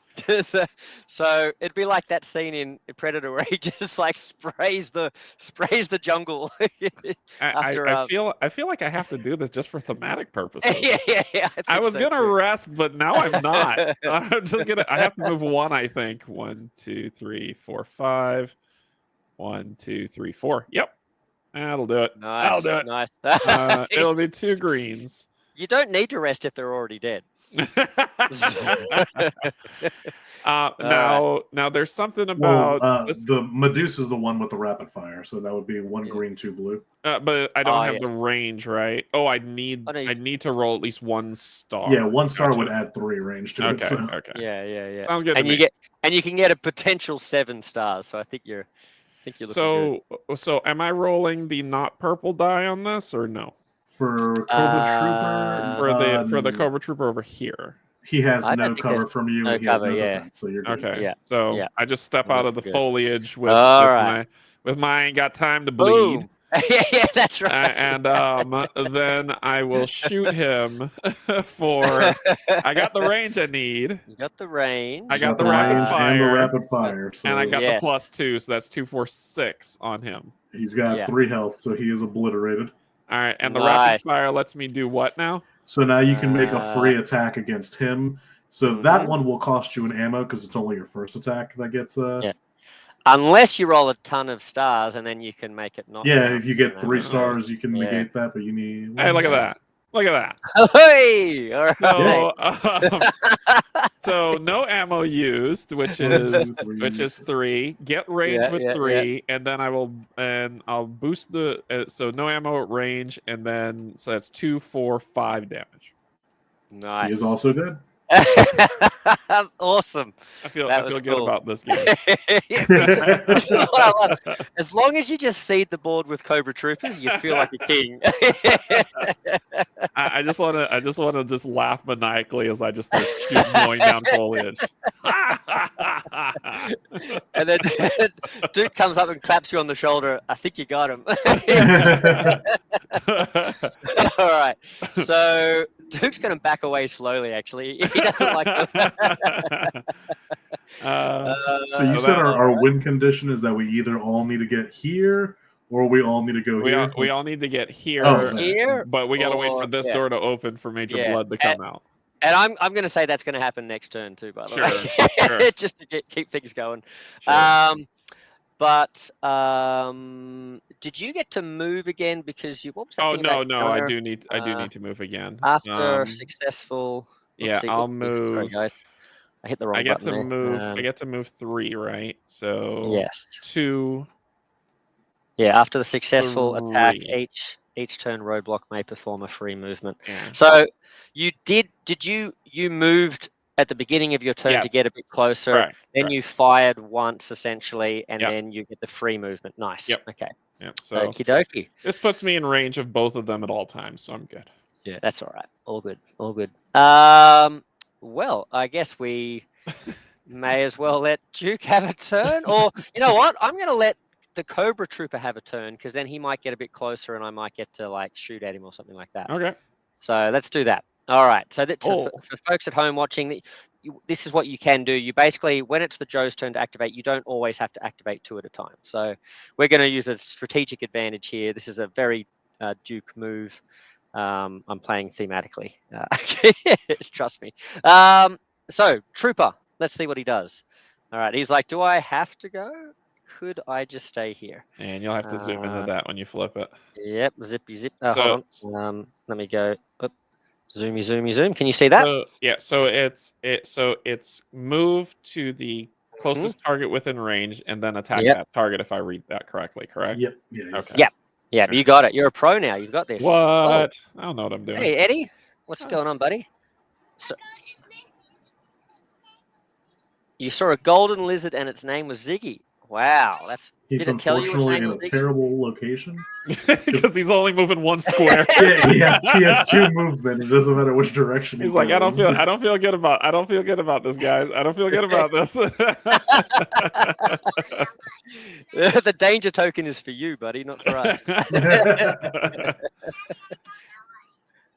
Oh, okay, cool. Thanks, buddy. Thanks, Eddie. Hey, Maisie, can you take Eddie out of the room and entertain him, please? Thank you. Okay. See you, kids. All right. I'll see you soon. All right. So what's happening? Did we kill this guy yet with his own turn, or he just what? no, he took his movement, and now he wet himself. Who's the closest? Right. Okay. So he just basically dived into cover because he knows I'm coming for him. All right. I don't even think if he made the attack, I don't even think he could reach 1, 2, 3, Right. 4. Oh yeah, no, because then he's being blocked. Oh, the tree there. Yeah. Yeah. So he can't shoot me. Hmm. He could potentially shoot that, but I don't think even if he gets like max stars. Yeah, 1, let's have a look at 2, his. 3, 4, 5, 6, So for 7, folks, 8, 9. Yeah, 3, and he can get so 3, yeah. His max range would be 6, so yeah, he can't hit anybody. So all right. So he's done. He's basically done. All right. So then it's time for Duke. All right. Now advantage. So I get actually a couple of actions here, don't I?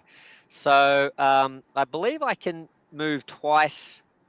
So I'm basically going to sort of race up here, I think. So Duke can perform a second movement or special action during my turn without expending heroic resolve. So I don't think I'm going to come and clap. I think I'm just going to let Roadblock do his thing because, yeah, that's a bit scary over there. So I'm going to do 2 movements. And then I might be able to take a shot or something at this guy. So I can go 1. And Nelly, I think from last game you were saying to move out of yellow, it doesn't cost me a... Correct. It's right? The movement penalty is only when moving into the cover. Yeah, so we're going to go 1. Oh, hello, Von Track. How you going? Yeah, we're doing very well. Well, we are doing very well. The Cobra officer cannot say the same. Yeah, so where was I here? 1, 2. Have I got movement 3? I think I've got movement 3. Let's have a look, folks. Yep, movement 3. Now, normally, if I want to move again as another action, I would have to spend a sweat, but I'm not going to do that. I'm going to go 1, 2. I'm going to now. What's the range on my gun here? I've got this SMG submachine gun. Ooh, it's only got a range of 2. So you know what? I'm going to spend a sweat. 1, 2, 3. I'm going to go diagonally across here to get my 3rd movement. So that's I've had to spend a heroic resolve, but luckily I have quite a bit of heroic resolve. So I think it's this one here. So that's 1. So that's my 2 movement. So I've got 2. I'm going to also spend a sweat. I think I can do this, Nelly, to add +2 movement to that last movement. Yep. 1, 2. Yep. And now I'm going to unload on this guy, hopefully getting enough pips to get the range here. Oh, I don't know about this. Duke might not have a great turn here, but we're going to try and do something. All right. So, so he's got just so you know, you can spend your heroic resolve to move diagonal, to repeat an action that you've already done, to add +2 to your movement, or to use a special effect like his frontline leadership. All right, so you're rolling. You don't have to roll the not purple. Gotcha. Yeah, so I think so. He's in light cover, so I think he's getting this. Yeah, so he's got the light. And I've got a red and a green. This may not be in range, but we'll see how things go. All right, so let's do it. Oh. Ah, dang. All right. So, so this bush here got really smashed by my... How much health does he have? Well, I don't think I've got the range. You have a star, right? So you're... Well, I've got a star, but the star gets cancelled. So, yeah, so I've only got a range of 2. So that bush in front of him just gets absolutely obliterated. But that's about it. So okay. That's pretty much my turn. I'm going to save the missile launcher for Major Blood. So. And then you said you wanted Major Blood to come out now. Yep. Yes. Well, hold on. Have we? We're done. We've done the last turn, so we'll go into round 3. Yeah, Major Blood. So we will open this door, and I'm not sure. See how the door is quite big. I'm going to say this whole thing, these 2 spaces is one entrance. Yeah, there we go. So I think that's how that's supposed to work. Now I'd never put a thing. So I never actually put a thing down. So let's put Major Blood. Let's put his little token. Let's just put it here. And so Major Blood, and let's say 2 Vipers appear. Give him around him. Give him 2 Cobra officers. I like it. I like that. That's a cool idea. All right, let's do it. Let the pain begin. And then on top of Look at us. We're all like, we could take these guys. I'm feeling pretty good about my chances. I'm just throwing that out there. I just like to say the first time I rolled any dice, I failed to hit someone. Of the real armchair general here. So right, yeah, so they've appeared. You got to flip the coin, right? Nelly's got to flip the coin. Yep, flip the coin. Here we go. Now, okay, so the good news is we got Cobra, so we're not getting any more reinforcements at the reinforcement points. The bad news is Cobra get all their super advantages, and we do not get our advantages. So does the flip of Cobra also mean they go first? No, that doesn't change. It's just they get their special abilities. Okay. Which... And I would imagine the fact that they sort of are making like everything is their own scenario, right? I would imagine that there might be some scenarios where that sort of stuff could happen, like depending on, in this game, this means this, or in this game, in this. Because if we have a look, so Derek, for your benefit, if we have a look at like this mission briefing here, which admittedly there are some, little things that we think might be sort of not quite complete rules and stuff, but I don't know if me doing that is going to zoom in enough for you, but I got it. Starting conditions, like the Joe characters begin the mission hidden. There is no VST roll at the start of each round. So this one in this previous mission says that you don't roll at all until like someone comes out. So there are all these little ways that each mission can kind of break the regular sort of routine of the rules and stuff. So yeah. So so we get to go first. And then the highest aggro, so I'm guessing that'll probably be someone like Major Blood or something. He's got aggro 30, and the officers have aggro. Oh wow, they only have aggro 17. That's interesting. I think it's because they can order the others to go again. So like it's designed so that like the troopers go, and then he goes and then orders them to have another turn again, sort of thing. So I think it's kind of like works like that. All right. Well, let's say. What do we want to do? Let's say, okay, we've got to kill Major Blood, obviously, in these officers. And let's say maybe I have one job. So that's what I'm going to do as my one job. Because Nelly's already done his one job, so he's got one more. He's got one more Viper to miss in that room. So do we want to we could still escape this way? Or we'll let's say we got to kill Blood in the officers, and then we've got to do both. We've got to kill Blood in the officers and escape from this point. Yeah, that's enough. All right, let's do it. Well, I think Duke should get to have a turn. What do you guys think? I'm gonna kill this guy. Dang it! Do it. All right. Although. I am gonna vote that Scarlet gets one of the 2 turns. Yep. This is prime explosive crossbow right here. Well, what I would like to do. Hold on a second. Wait a second. All right. Can I get to a position where I shoot through this door and can target this guy? Nelly, master of the line of sight, can you tell me if I can make within range 5, movement 5? Can I get to a spot where I can fire at Major Blood? 1, 2. Or maybe even this guy. What's my range of a missile launcher? Missile launcher has a range of 5. All right, so my missile launcher has a range of 5 as standard, and I could probably get some more. So it looks like he's here or here. Yeah, but this tree. But see, if I'm firing through this it's a 1, angle 2, 3, here. 4. What's your movement? You said 5? I can get up to 5 if I. Oh yeah, because you can spend the heroic resolve. Yeah. 1, 2, 3. I'm not worried about this guy peeing himself in the bushes. So he'd be here. 5. Yeah. All right. I assume there's a wall here. Yeah, that's a wall. Yeah, there'd be a wall. Yeah, that's a wall. Yeah. But what if I'm here though? 1 back. 2, 3. Oh, that's it still crosses through the wall. But what if I'm aiming? What if I'm aiming at this corner? 1, 2, 3. Because I can aim at these 2 corners, right? Like he's either here if he's gonna step on there, right? 1, 2, 3, 4, 5. So yeah, he could be here. But ooh. So, if you aim for that, you're gonna hit that tree, so you can. Yeah. So I don't think you can. Because you have to touch at least 2 points, right? So it's two establishes line of sight, and then 3 establishes cover. Yeah. So no, you won't be able to. I can't fire through there. All right. What if? But Scarlet can. Scarlet can. Oh, wait, she's got explosive arrows too. That's cool. All right. Well, let me just say. Okay, what can I do here? If I go 1,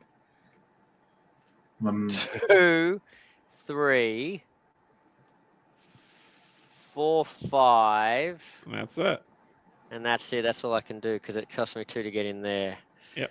I can't get over here. Bugger. All right.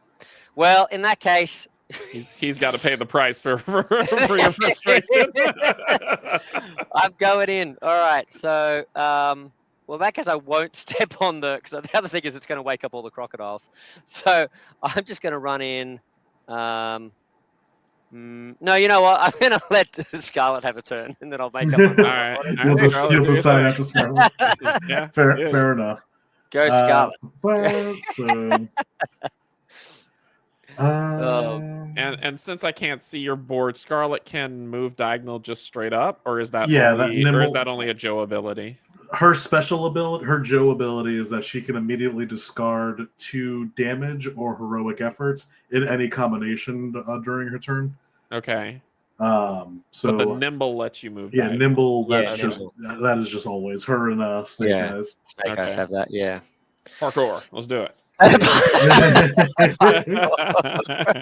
So I'm gonna go. What else do I have here? I'm assuming you'll have to be either here or here to get what you need. Yeah. I'm just being paranoid. How much help does the officer? You can't always get what you need. And they have shields too, right? Yeah, and they have shields. They have a shield. Shield. Yeah, they've got defense. Yeah. Cobra officer has a shadow gray defense, and so does Major Blood as well. Shadow gray is what? Not purple. It's the not purple. Yeah. Okay. It's the deep not purple. Oh, it's wait. It's the purple or it's the not it is the purple. Oh, I see. Yeah, okay. It's the purple. Okay. Yeah. So apologies to Von Tract. I never got back to saying. Oh, he was just passing through by saying hello. Have a great night. Well, thank you very much, Von Tract. Yeah, we're playing some G.I. Joe Operation Cobra here for folks just joining us as well. It's a lot of fun. So whether I really hope this game eventually gets made. It's just a sort of a preview thing on GameFound. But I don't know what it is about it, but it's like they've taken Imperial Assault and Descent and made something enjoyable out of it. And although that sounds bad because I know there's a lot of fans who are in the G.I. Joe Cobra Operation Cobra community that really love that this is based on Imperial Assault. So I mean that's great too, sort of thing. But I never actually played that one. I only played Descent. But I played Descent 2nd edition and I liked it, and then I played Imperial Assault and I hated it. Oh really? Interesting. Yeah, and my thing is I love Star Wars, but it's like it was Star Wars it was supposed to be Star Wars with Descent.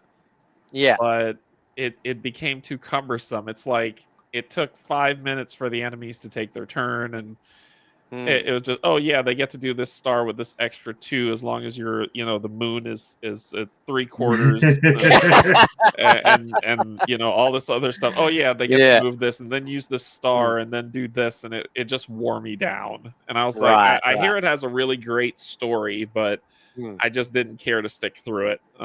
But I like the only thing I didn't like about the second edition was the timer. I hate timers. Oh, the timers. Yeah.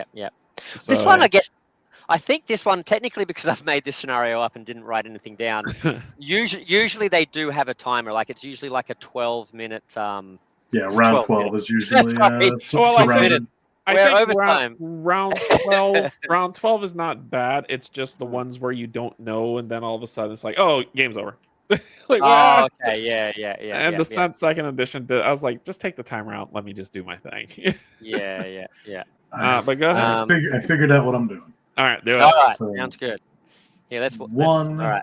2, diagonal for 3. Yeah. Can we do some cartwheels as you do that? There we go. Because I can basically shoot around the corner. 1, 2, 3. I'm not crossing any of the lines. Yeah. This is what I think is rubbish. I can't fire a missile launcher in from over here, which definitely looks a lot more open. Well, you would have hit a tree. I know, but look, he's right in front of the. He's like firing into the wall here. I get you like lean. I actually really like that you like lean around the corner. She's no scope. I think I should be able. She's no scope. I should be able. I want to obliterate. I've got special tree obliterating missiles, right? I want to just take it all out. If you shoot the tree, we'll put this on the tree. Now there's no more black line. Oh, light them up. Light them up. So my target is Major Blood. Mm-hmm. Yep. Nice. Who Major Blood has the purple die. Purple die. Yep.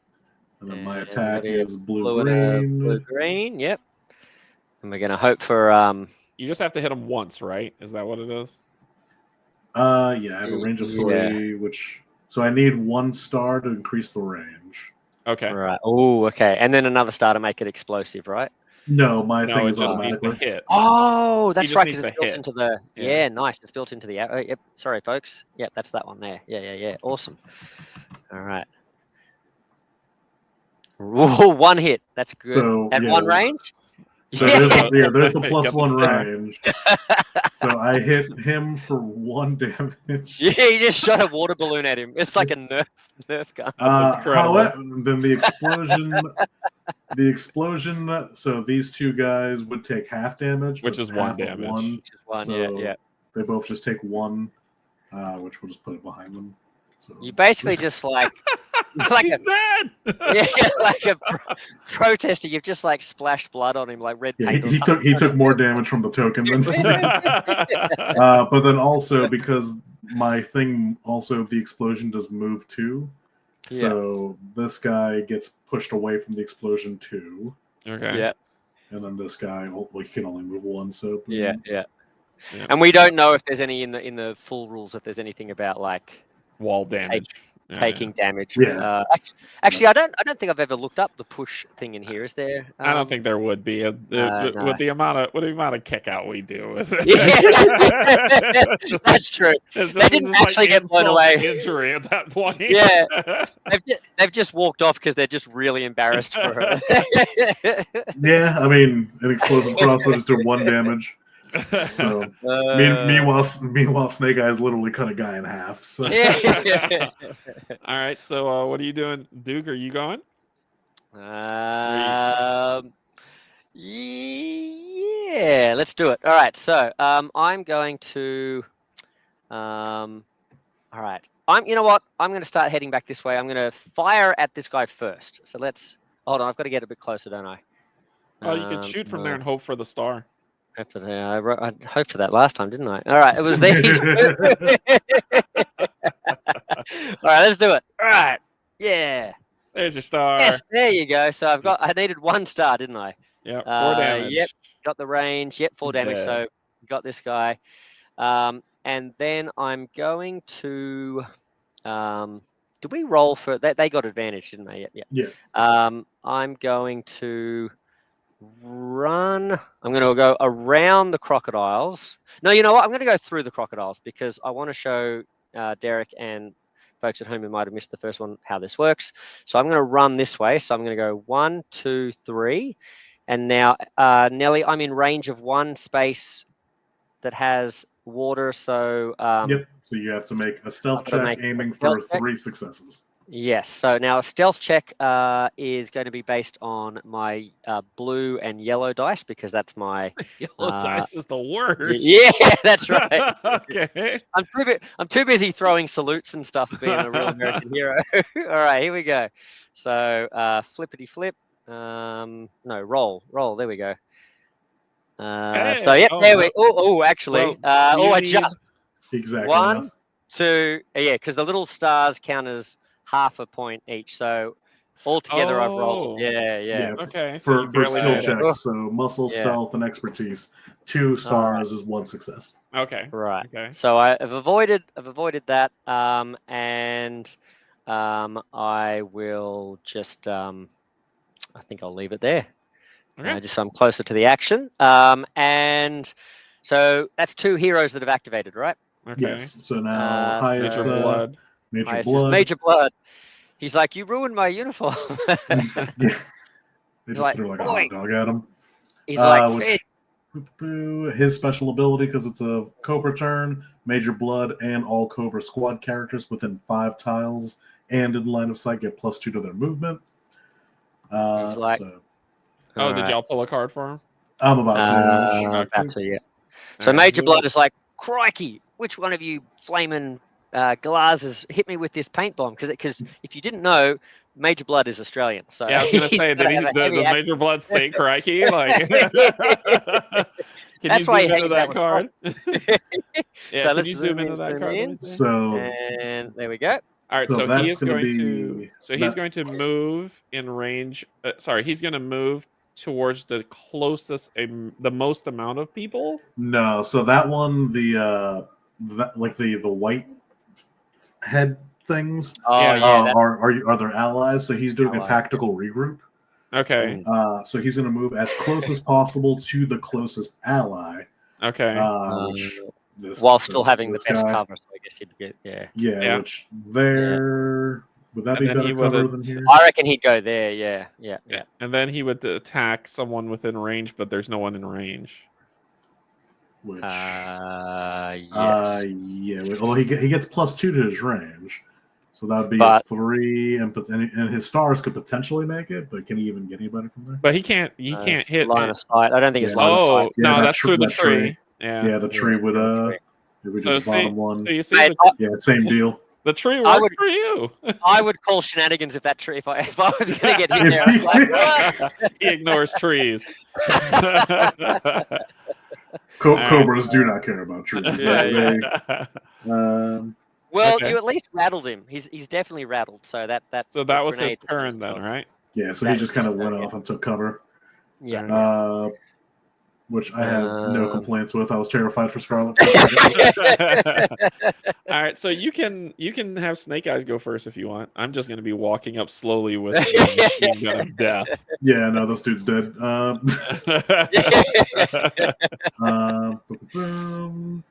don't think I need my katana for this one. Red. Tap him on the shoulder and he would get the fright of his life. Oh, they couldn't see me. I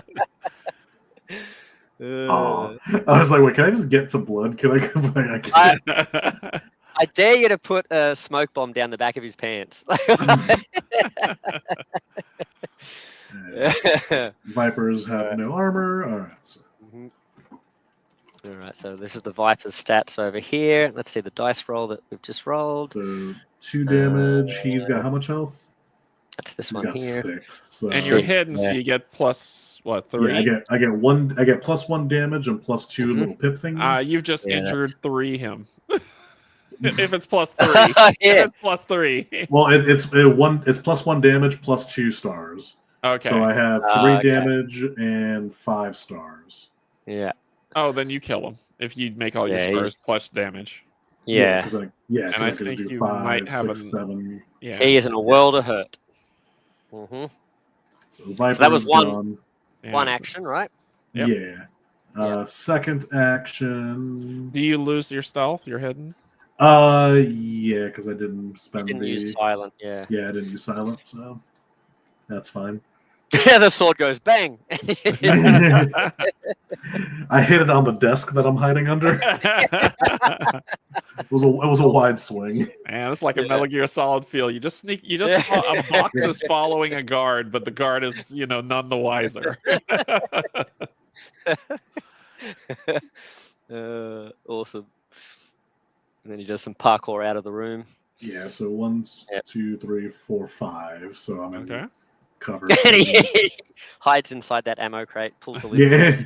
So if I'm transitioning from one orange to another, is that still 1 or is that 2?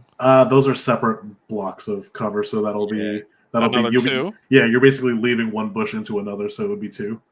Sure. 2, 3. Yeah. Okay. And, that was my, and then I'll rest for the other action. So I'm going to roll strength. So I get 2 reds. Did you? It only. How was that a total movement of 3? Yes. Yeah. And I think he's got movement 2. That's so right. You only have 2 movements. Oh, then give me the sweat thing. Sweat. Yeah, you can do a sweat. And then I'll and then I'll roll for some. Yeah. All right, so roll this.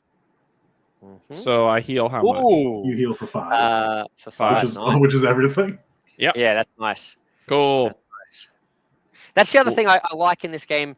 You tend to take, like, when the damage starts, when you start running into enemies that are doing damage, you tend to take quite a lot of damage, but you also have the ability when you do heal to heal quite a lot as well. So it's I like that dynamic as well. So it keeps it sort of like, guessing like, oh, what's going to happen? Am I really in danger here or am I not, sort of thing. Yeah, like really, you only so far the only time I felt like truly at risk is if there's a lot of the same enemy type and then they all focus and they all person. Yeah.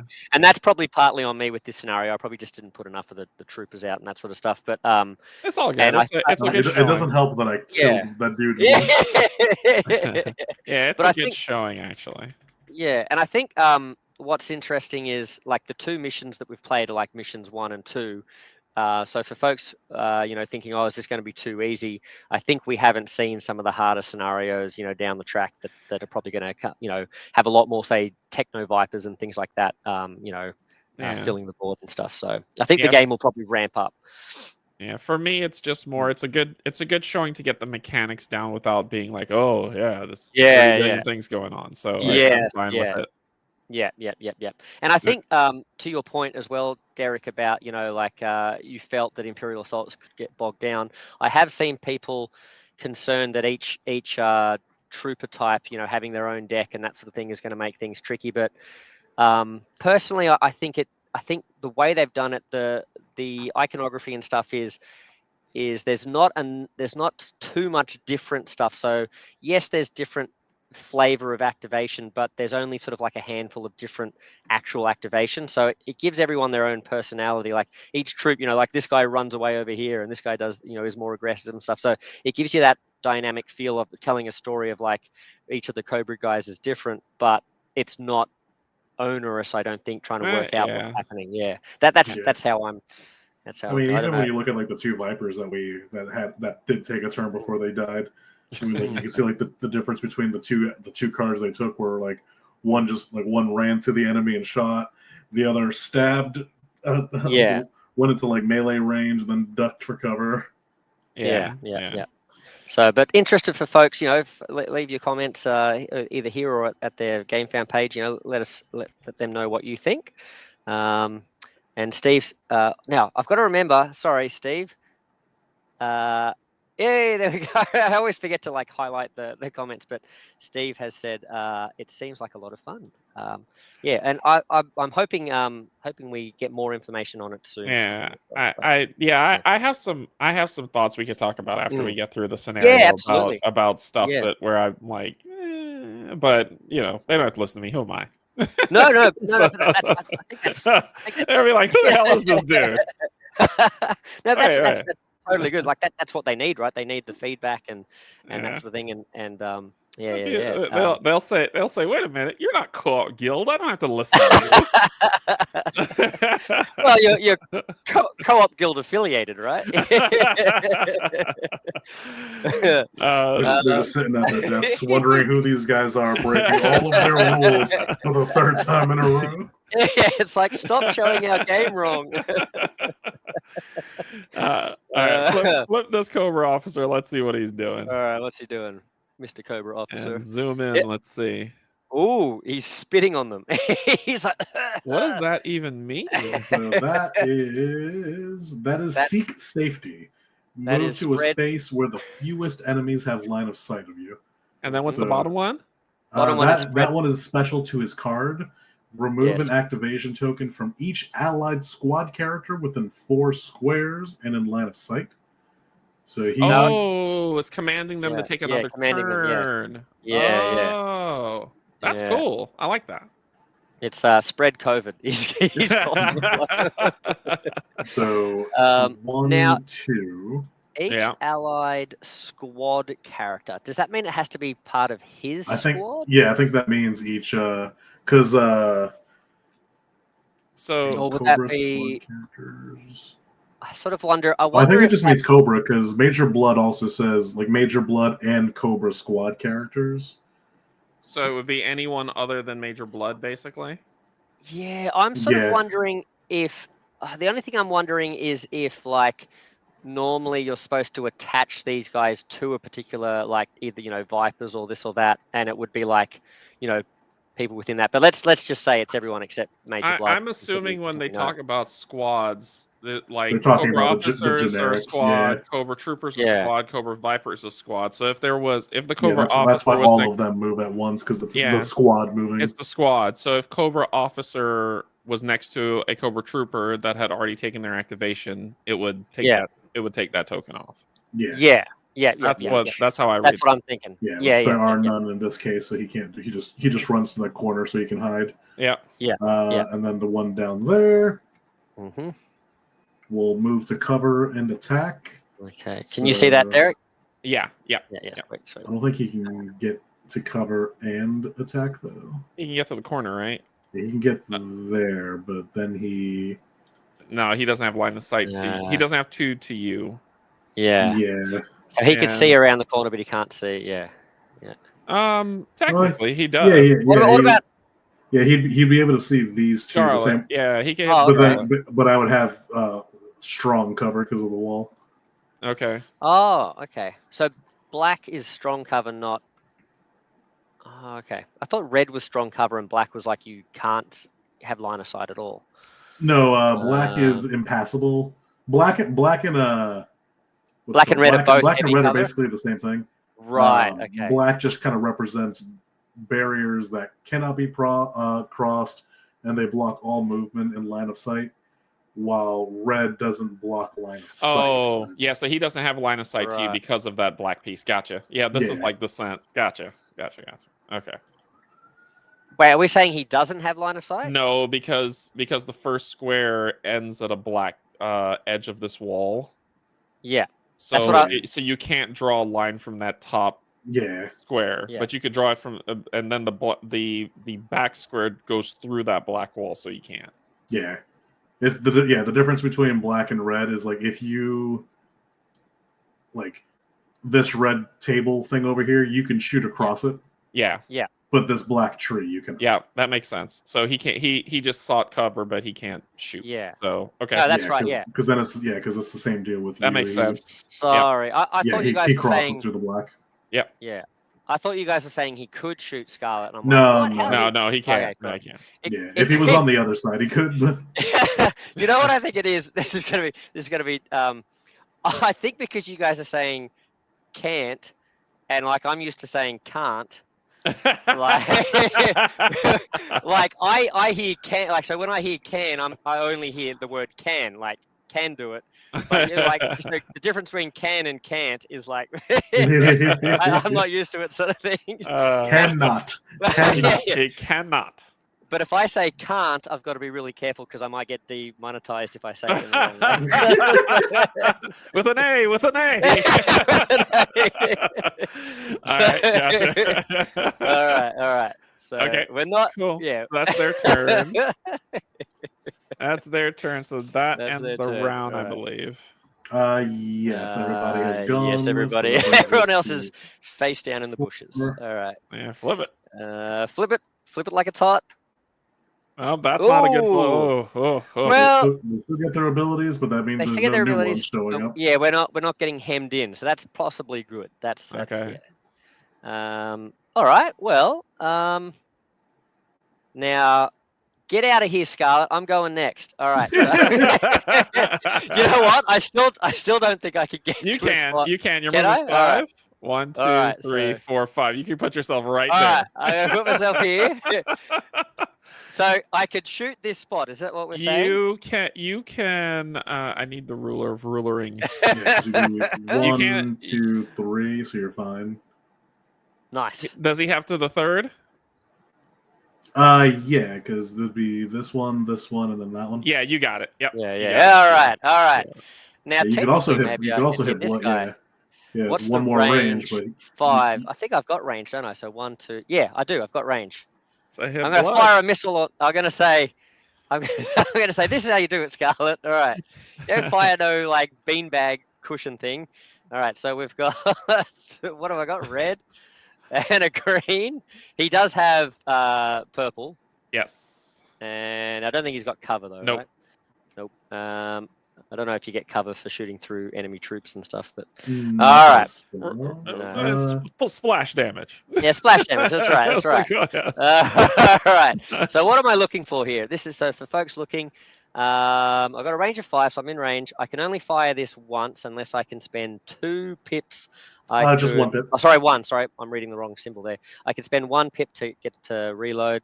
I get some splash. Now, hold on a second. Oh, okay. So if I get 2 stars, I can make this the big splash. Yes. Yeah, but that still won't reach the other guy though.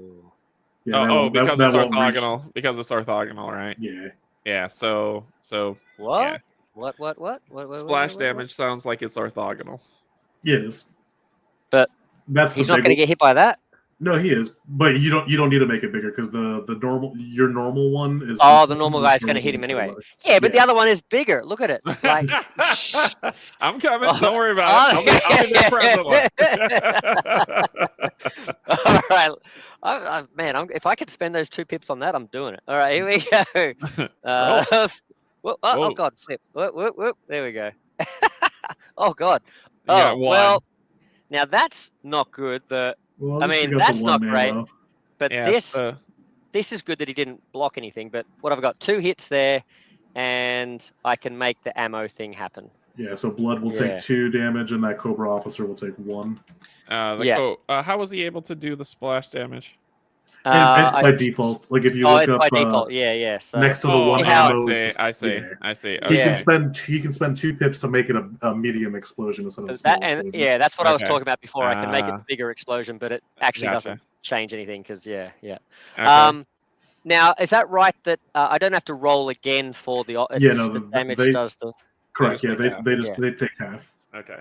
So rapid fire, you roll again like as an extra attack, but the splash damage is the same damage as dealt from the roll. You just do half damage. Yeah, right. Okie dokie. That was a big hit. Yeah. So that's your turn for the movement and the attack. Scarlet. That was amazing. You want to do your thing? I will slowly make my way there. I just love that we're using explosives and we're just pelting this guy with 1 to 2 damage. Yeah.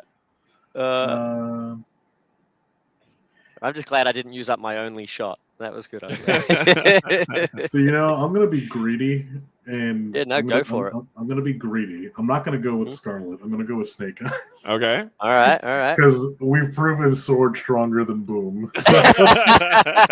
Have we now? Challenge accepted. I'm gonna move this over here just so it's out of the way. I remember a particularly exciting explosion at the beginning of the game.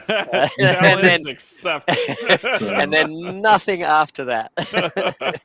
1, 2, 3, 4. I can move diagonal for free, so 5. Nice. Slice them up. All right. That does cost me 1 heroic thing because my movement's 3. I gotcha. Thank you, sir. You are a scholar and a gentleman. How dare you? So I need red, blue, and then he's got the purple for his armor. Okay. I'm not stealth, so I don't have the bonus. No. Oh well. All right. Let's injure him. Cut off his arms, fool. All right. I can't injure him. Oh, I like that he. I like that he doesn't have the. So are you bleed throughing him or something? So I got 2 stars. So I'm gonna 3 damage and 3 bleed. All right, 3 damage. Let me get the 3 damage on him. So he's already received 3. So there we go. So 6 damage. He's got 6 left. And it's 3 bleed. I think that's the injury token.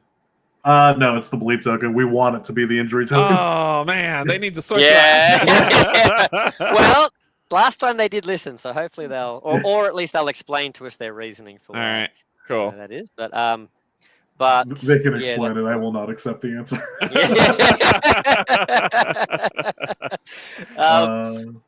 Also, okay. For folks, even though these guys are character Cobra, they also follow the same rules as if we neutralize them, that's it, they're gone. So there's no like wounding Major Blood and then flipping him to the other side. They are like Cobra troopers and things like that in that sense. They just have a lot of health. So they're actual like bosses as opposed to squads. Yeah. Okay. Well, that was cool. We did some cool stuff there. Time for I think it's Major Blood's Blood turn to retaliate. So let me just move these out of the way so I can remember. Oh, actually, I can just do this. So he gets his special ability, which is what is it? What's happening? That's just the allies within 5 get +2 to their movement. Right. Okay. And then weapon expert. Any weapon equipped by Major Blood gains +1 to the range. If the target has cover, the Major Blood's attacks also gain +1 attack, but he's probably not going to do that. We'll see what he flips. You haven't flipped for him yet? I have not, but I was about to say he takes 3 damage from the bleed and then loses 1. Oh, of course. So he takes 3 more damage? Oh, man, he just took it. Did you already put a 3 on him? No, I'm doing it now. I just switched out the 3 singles for a 3. Yeah, so he takes 3 and then he lost 1 bleed. So now he's 9 damage, 2 bleed. 9. Yeah. Right, 9 damage, 2 bleed. All right, so he's basically on a timer. he's not looking. It's like poison in Too Many Bones. All right, so are we ready to flip the card? Yeah, let's go for it. Let's flip the card. I'll zoom in. All right, so what does this mean? That is the inspiration token. Light bulb. She's given inspiration to a squad. So that one is just a. So inspiration and the target. So inspire. This order places inspiration counters on the target, which there's only 1. That symbol is when it's only 1. That means self. So he's giving himself an inspiration. Okay. He's like, I've got a good idea. I'm going to get the heck out of Dodge. That's awesome. Well, then what is he doing? Sorry. Then he's going to move pretty much to melee range, but he's already in melee range with me. And then he's going to attack me. Yeah. What does inspiration do for him? So inspiration gives a +1, I believe. Yeah, let's have a look in here. What's the? Is it this way? Okay, characters with inspired tokens gain 1 yellow die on their next attack, and then they remove the token, or a penalty of 1 additional defense on the next attack against them.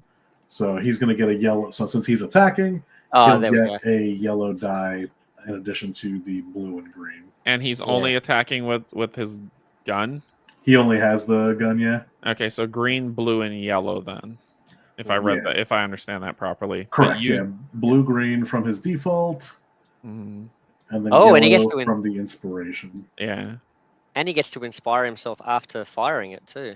Yeah, his whole gimmick, which one of the reasons why I said like he's hard to kill, is that if you kill him, he rolls a green die plus a yellow die for each inspiration token. And he heals for that much.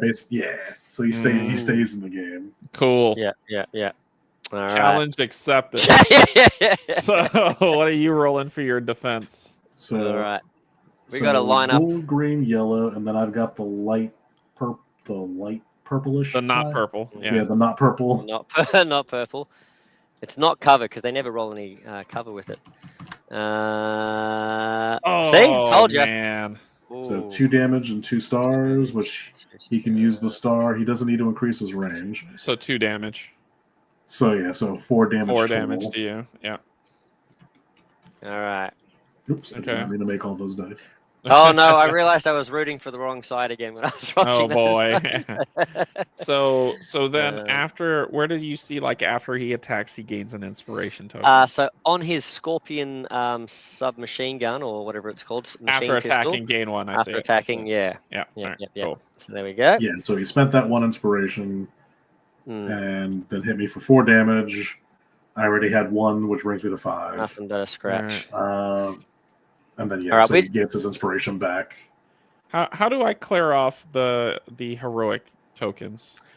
So again, it's a rest, and but instead of muscle, it's expertise. Thank you. Yeah. Okay.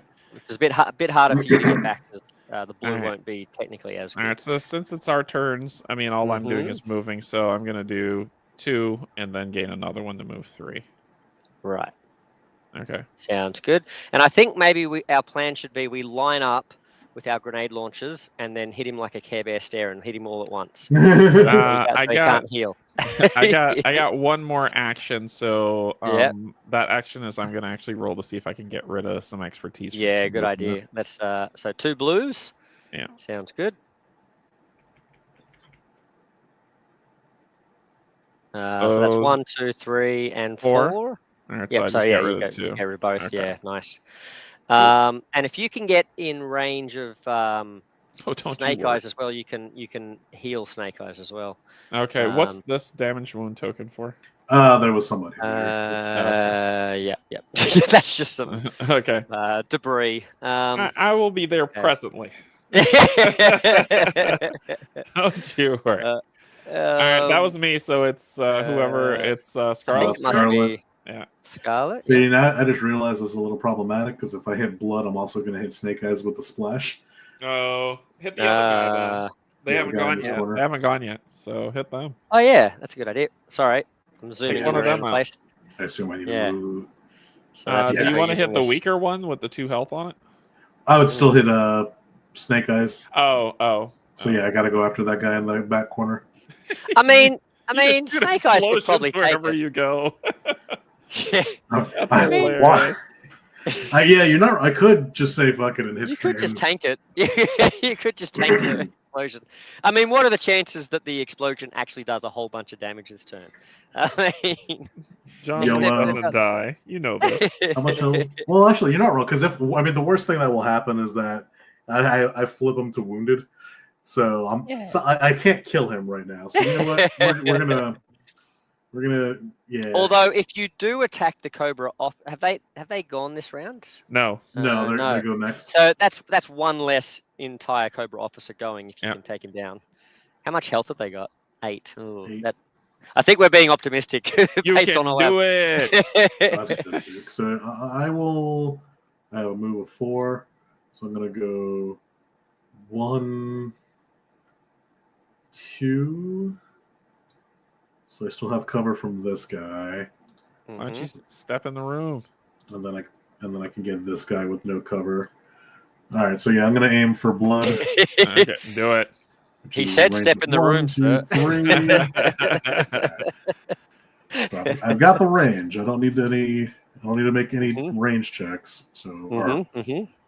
All right. Boom. So these are the dice. Yep. He's got the dark purple die. Dark purple. But then he also, because of inspiration, he gets another. Oh yes. He gets the light gray. Will he lose the inspiration after doing that? Yes. Okay. So there is a way to move it off before his turn. Gotcha. Yeah, he loses. You lose it when It's basically a yellow die for your next attack or a light gray die on your next defense, and then remove the token. Yeah. So, all right. Gods. I'm also going to send Snake Eyes flying. Hey, that's good. It helps him get out of the room. You're not wrong. I would ask y'all to make space when I come up. Ooh. Oh, what is going on here? Ooh. I did nothing. All right. So that's 2. Well, these get rid of the pips. So it's still it's 2 damage to blood. Okay, so 2 to him. All right, let me get that. And then. And I think that's a death sentence, isn't it? Because next time he operates, the bleed is going to take him out. He's got what 3, 6, 9, 10, 11. Yeah. Yeah. So he might survive because he'll roll a green die. Of course. Yeah. He won't roll any yellow dice. It's only once per round though. So if you tank him one more time, then yeah. So yeah. So I was 1 action to move, 1 action to shoot. That's it. And then because of the splash, this blue dude takes 1 damage. Nice. And Snake Eyes takes a damage too, right? Mm-hmm. Boom, and then I take 1 damage. Have you got armor, Snake Eyes? Do you get to roll against that? I'm not sure. That's weird. Where was this? Oh, not stealth. Yeah, I like they have friendly fire in here too. It adds dynamic to the strategy of what you want to do. Yeah. Except we don't know how friendly fire works. Like where. Maybe you would get to roll a dice just for you. That just partially covered squares are affected partially, taking half damage. And half the stars to apply effects. So you can still apply your use. Okay, so it's basically half. So my die, it becomes 1 damage to that blue guy, and then nothing to the blue guy.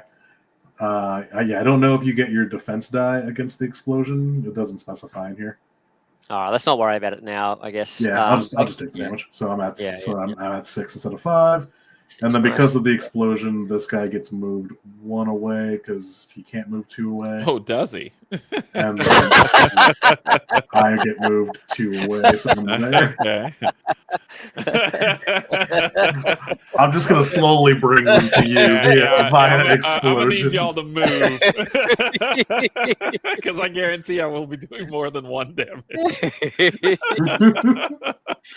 All right. So now it's a personal guarantee. The officer hasn't the officer's turn. So now it's the officer. So pull we'll a start card with for the the one officer. closest to you. Yep. All right. Yep. What's he up to? What do we got? So he's going to attack with +1 range. Mm-hmm.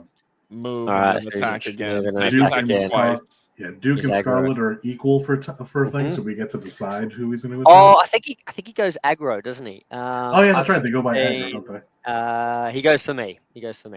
I'm more than happy with that. I'm just standing there saluting. All right, he comes for me. So green and 2 yellow. I've got no armor, by the way. Even though I'm holding a helmet, my literal model. Yeah, that's right. I suppose I'm holding it. I'm not wearing it. You're holding it. You're not wearing it. That's the problem, Duke. That's the problem. Oh, Duke. Oh, come on. So man. it's a green and 2 yellow. Is that what that is? Twice. Right. Oof. Yeah. All right. Well, here you go. Enjoy. Right, where's he rolling? So green and 2 yellow. All right, here we go. All right. There's no problem. No worries, guys. Oof. 5. 1, 2, 3, 5 4, and 5. a star. So +3. +3. Yeah, +3. 8. What? +3? Yeah, 8. Oh my god. So for the amazing, wow. Yeah, for the amazing. Oh wait, hits, I'm gonna save you 3 damage. So there's one rule that hasn't really come up yet because I've been going sword. Oh, the point blank thing. Yeah. So if the weapon doesn't have point blank, if you're shooting somebody that's adjacent, we forgot about the that. range downgrades to 0. So he has to spend a pip to increase the range. Okay. Yeah. All right. So Holy moly. That's 1 round. That's 1 attack. So you took 5. Wow, that was a big hit. This Cobra guy's like, this is how you roll the dice, guys. And then the other, but he does it again. He does it again. Move to Oh, he's got to move. Okay, but I suppose he Yes. would just stay, would he? Or is he trying to get to cover? No, he's searching for a target, so he's going to move where he has line of sight. Which could be here if he's going to move. So he would likely, because they also move basically A, line of sight, B, best for their like gun range, unless it's the symbol with the knife. Right. So he would probably he doesn't move, want to be point blank anymore. Yeah, because he doesn't have a point. We move back here, maybe. So yeah, 1, 2. Yeah, and then now in this case though, Scarlet becomes the closer of the targets. Yeah. So now this this attack will be against Scarlet. All right. Well then, I will let you roll these again. Yes. Maybe you can roll. And then Scarlet has the light purple, the not purple. Okay. Yeah. Okay. Wow, that hit hard. Right, so what does this do? Good. That's So 5. So that's This negate. block- Yeah, that's 1 damage gone. So 4 damage and no stars. Yeah. No stars. All right. Wow. She was Where's this within gun range, that has so yeah, plus 4 3? damage. That's one guy. We Whoa. got to flip the other card now. Oh, no wonder. It's the Cobra light shotgun. What No wonder that's plus 3. What Scarlet? Does Scarlet have the higher aggro than Snake Eyes? Because he's in. Oh no. The reason. Oh, they're equal No. range. Oh, okay. Yeah, that's why I was like, who has the higher aggro would take that. Scarlet still does. Yeah, she's Okay. 11 and Snake Eyes is 10. Okay. Oh yeah, out of those two. Yeah, Oh yeah, yes, 'cause of they're course. equal range. That was one Yeah. guy. Let's do the Yeah. other. All right, next one. What's he up to? So he's gonna go to cover, which that's Ooh. kind of the best cover in the room. Yeah. What is the That's a symbol. That's a special symbol on his character sheet thing. okay? This character and all ally characters in line of sight with aggro between 15 and 25 will attack. Well, that's not Major Blood. So it would just Yeah. it would be the 2 Cobra officers. It's both of them attacking again. Oh, this hurts. Oh, this hurts. So Scarlet's getting hit and Snake Eyes So will yeah, get hit. yeah. So he'll go after Yeah. Scarlet. He'll go after Snake Eyes. Yeah, so roll. Wow. Those are your dice to roll, sir. Yeah, I'll Oof. we may have been a little confident going into this room.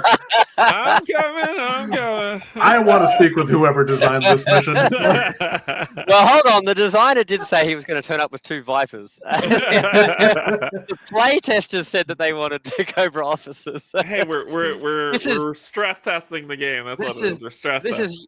this is user error. Stress testing the game. Stressed. So green. Why 2 yellows? Isn't that what the weapon is? Green. Oh, 2 yellows and a yeah, green. Yeah, You're right. You're right. yeah, green and 2 yellows.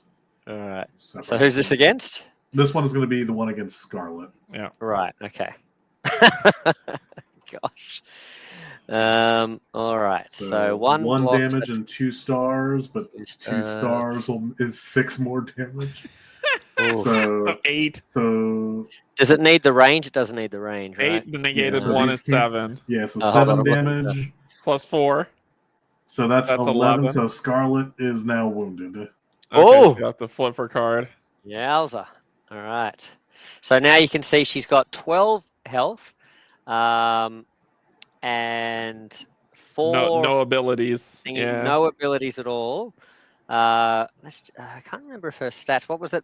Alt Shift or something? Yeah, my movement went up. Yeah, that's right. So some of the if things, it's Alt Shift if you want to see the other side. Yeah. Oh, yeah. Alt Shift. Right. So my just for heroic folks to know- resolve went down. My health goes up. My heroic resolve goes down. And you lose all your abilities. I lose all my abilities and I gain 1 movement. Yeah, my move. Yeah. Okay. All right. All right. But yes, Now still have Snake Eyes explosive fun. arrows. Now some Yeah, Snake so Eyes Snake fun. Eyes.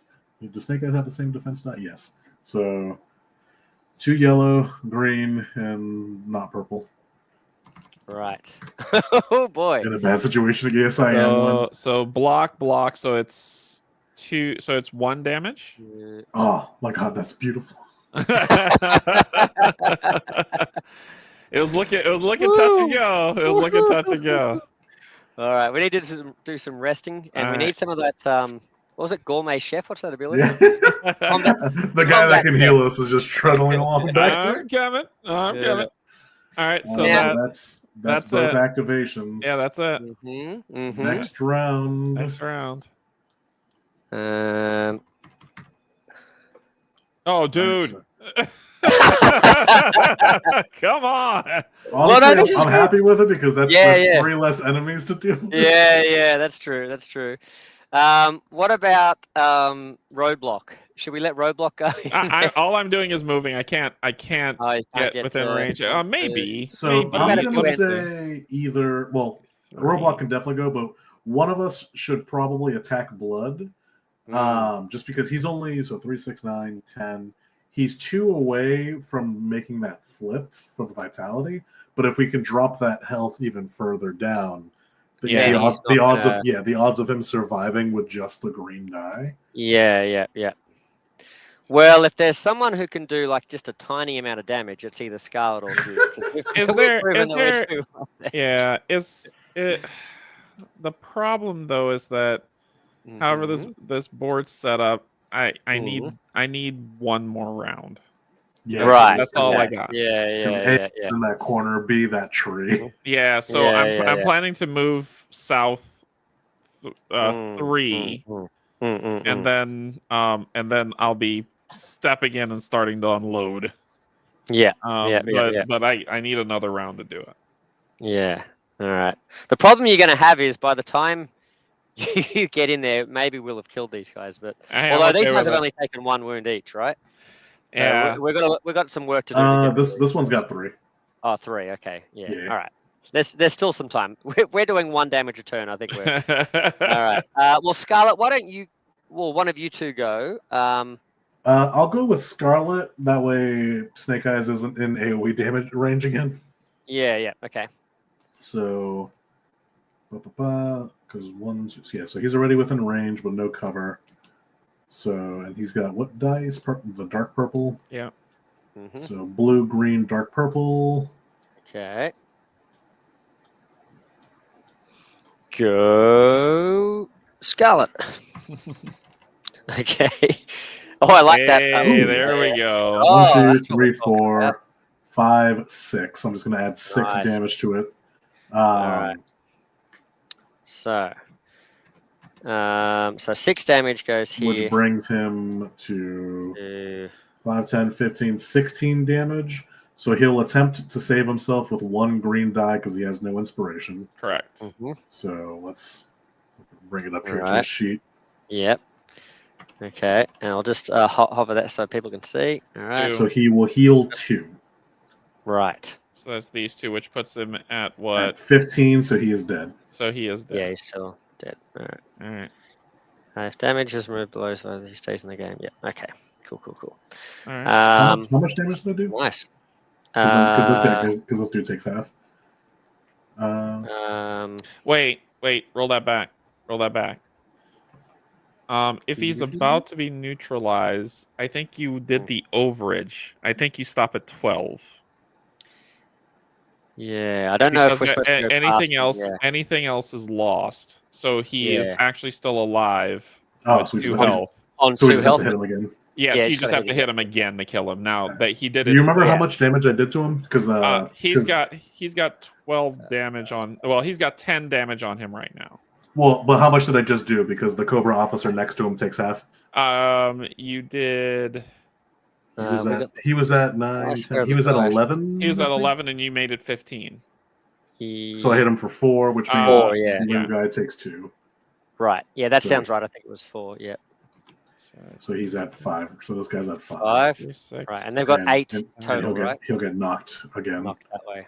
10. Okay. So he's at 10. So that was 1. And we didn't do his bleed stuff. He hasn't taken his turn yet. It's at the start of his activation. Yeah. So he'll die on his activation. Yeah, because it's 1 round, so we don't even have to hit him a second time. You don't even have to hit him a second time. Yeah, you can kill the other guy. Yeah. So that was 1 action to shoot him. Second action. I'm going to start running. Yeah. Good idea. Yeah. 1, 2, 3, 4, 5. You're next to the lake. Do you want to do that? Oh yeah. So you can do 1, 2, actually, 3, 4. You can end here. Yeah, so I'll do 1, 2, 3, and then 4, 5. Yeah. Now I can't remember. Scarlet has the gun. Snake Eyes, I gave you a katana. Let's have a look. I can't remember if you run past that Is it only if you end there? Or, it's if you move through it or end adjacent to it. End adjacent. All right, we didn't move through it. Okay. Yeah, I didn't move through it, and I'm not ending adjacent. I am supposed to roll a stealth check because look where I am. I'm adjacent to that river last turn. Oh, yeah, you're right. Crocodiles roll up. Roll. Okay. 1, 2, 3. All right, I'm Yeah, so you're good. close. That'd have been incredible. Damn it! I made these custom croc tokens and I want to use them. So I'm gonna put one no. No. All right. Snake Eyes. Snake Eyes. You might get a croc when Snake Eyes moves next to him. Oh no, you could come up behind him. Yeah. Come up behind him and finish him off. He's got 5 damage on him. He just needs 3. And you know, Snake Eyes, that Major Blood was the one that ordered Crocmaster to kill your dog, so you got to. Now, Wen is apologies. Wen is saying, wait, Snake Eyes has a gun. No, then he not this fight. Yeah, he could have a gun. Like, in fact, the last time we played this, he had a gun. Not this fight. He's got a smoke launcher. He's got smoke bombs. First action, I'll move here. Mm-hmm. Second action, I'll attack. Oh, you want a crocodile? Gotcha. Well, I'm indoors. Didn't we say there's a wall here? Because there's a wall here. Yeah. Like, for the purposes of this, apologies, Derek. I'm imagining this is like a bunker with a. Gotcha. That's my bad. That's my bad for not pointing it out. How dare you? All right, that's fine. Oh, you know what? I wonder if I would have been able to see through here if there was. In that case, no. Let's wind the whole game back 6 turns, and I'm going to shoot my missile launcher through here.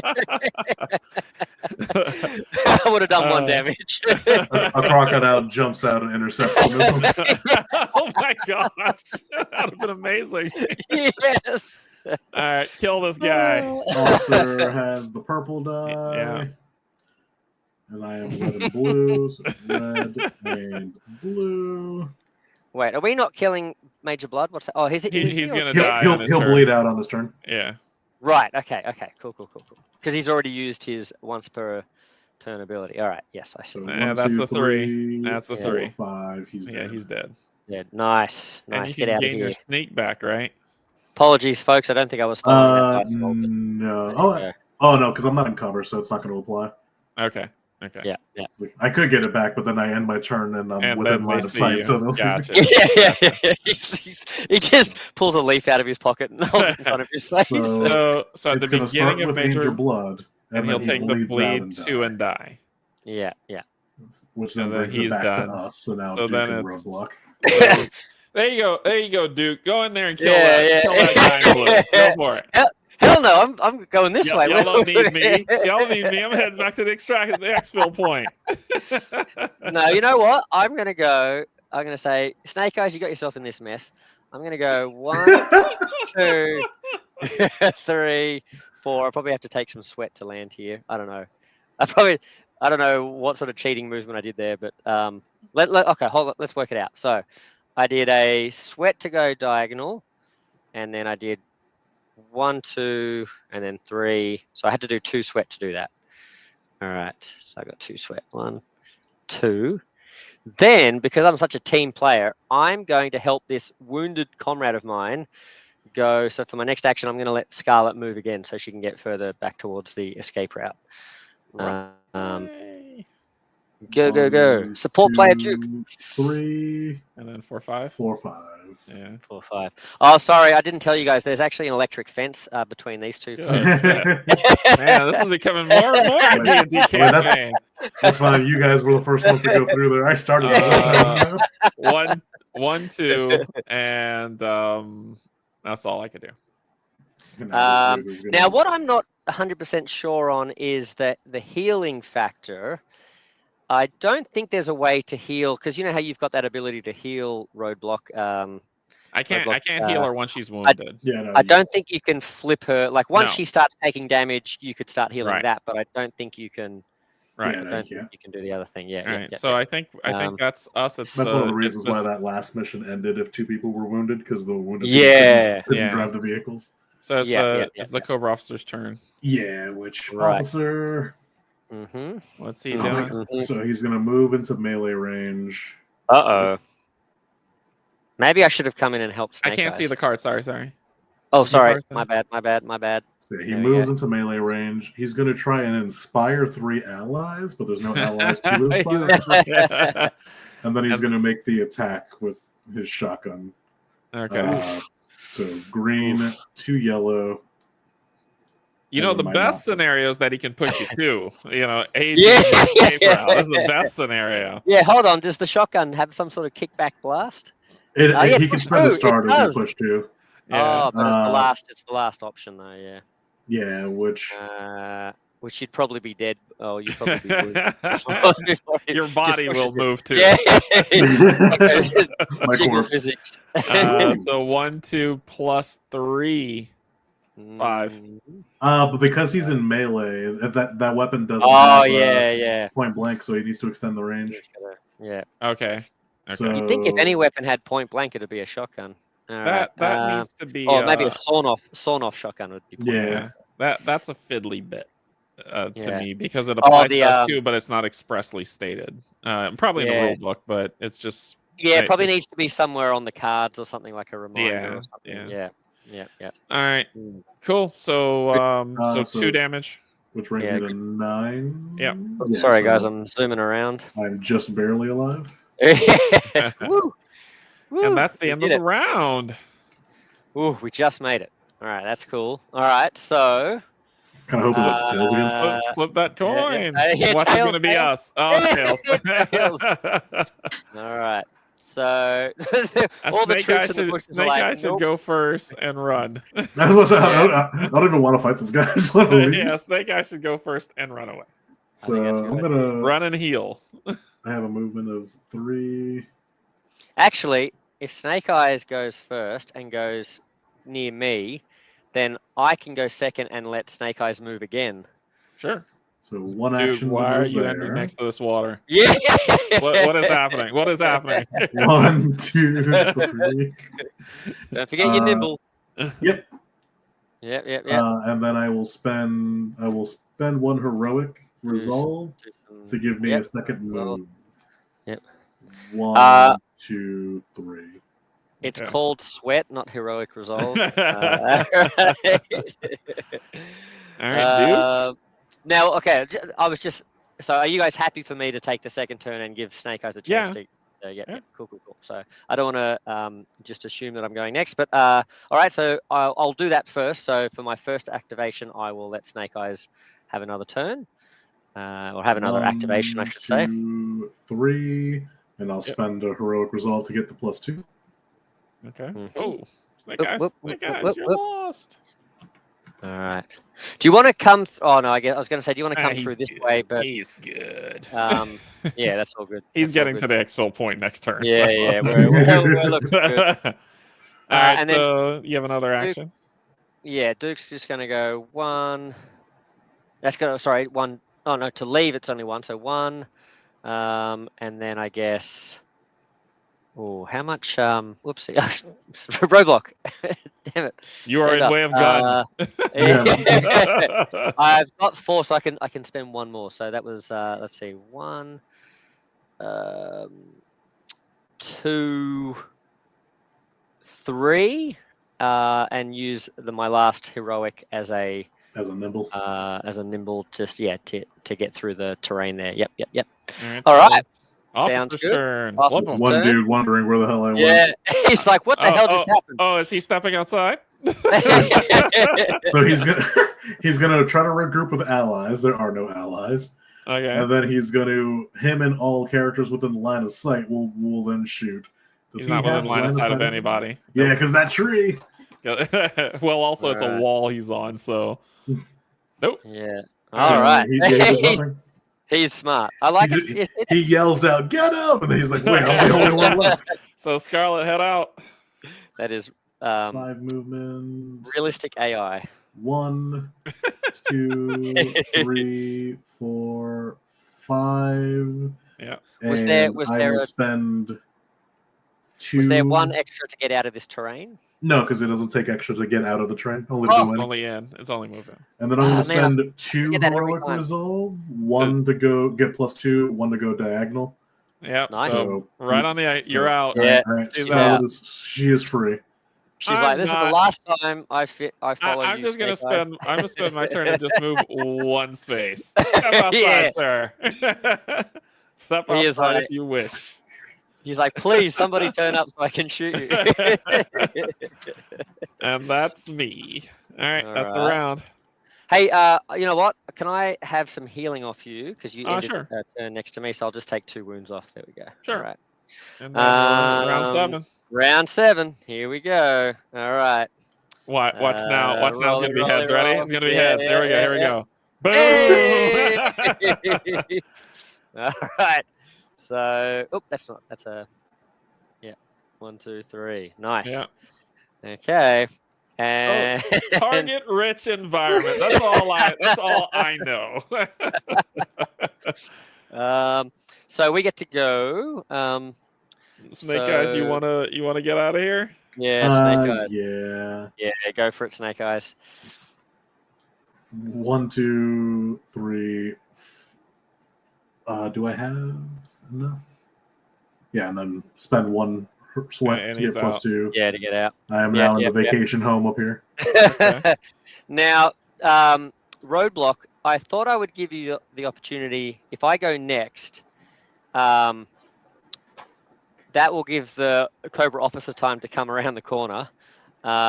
So are you okay with me taking the next turn and going, or have you got a plan? Like, did you want to? I've got 2 parts of a plan. Right, okay. So do you mind if I go first? No, you go for it. You go for it. All right, so I'll go 1, 2, and then and then we're gonna shoot. Right? Are you gonna do the Mardus thing again? Am I? 2, 3, 4. So I just need a +1. So you're gonna want are you doing the rapid fire? Yeah, I'm looking for it. So I'm gonna need. You're gonna want to start with that guy then, because he's 5 away. Which one? Right. The one up to the north is 5 away, and then the rapid fire is same range or less. Oh, okay. Yeah. So you'll want to start with the guy that's 5. All right. So to remind folks, we're using this gun here, Mardus. We have Joe advantage, so you don't have to worry about the ammo being used up. Yeah, but I do need to roll a gray. Yeah, he does have cover from you. Yeah. All right. Yep. Whoa. Bingo! All right, now let's see that. Definitely got enough little stars. So let's see. So let's see if we have enough, right? so this will negate 1 damage, and then I have the star to make it +3. Cool, got it. Then we're gonna spend. How much health do they have? 3. 3 health? I like how you're being really. You already have enough. You already have enough damage to kill him. So 3 damage. And then let's go ahead and rapid fire. So that'll kill him. The other guy doesn't have cover. Yes. And this is gonna cause. This is actually gonna cause me a bullet. So I do want to have some little stars. I'm looking for something good. Yeah. Yeah. Well, that'll do it. So 1, 2, 3 to not waste a bullet, 1 to do that, and 1 to make it a 1 + 2 to kill them. Bye. Nice. That's straight out of the Roadblock playbook. He just did that before. And that'll do. That'll do. And I believe he's waited this entire game for this. It has been about 5 turns.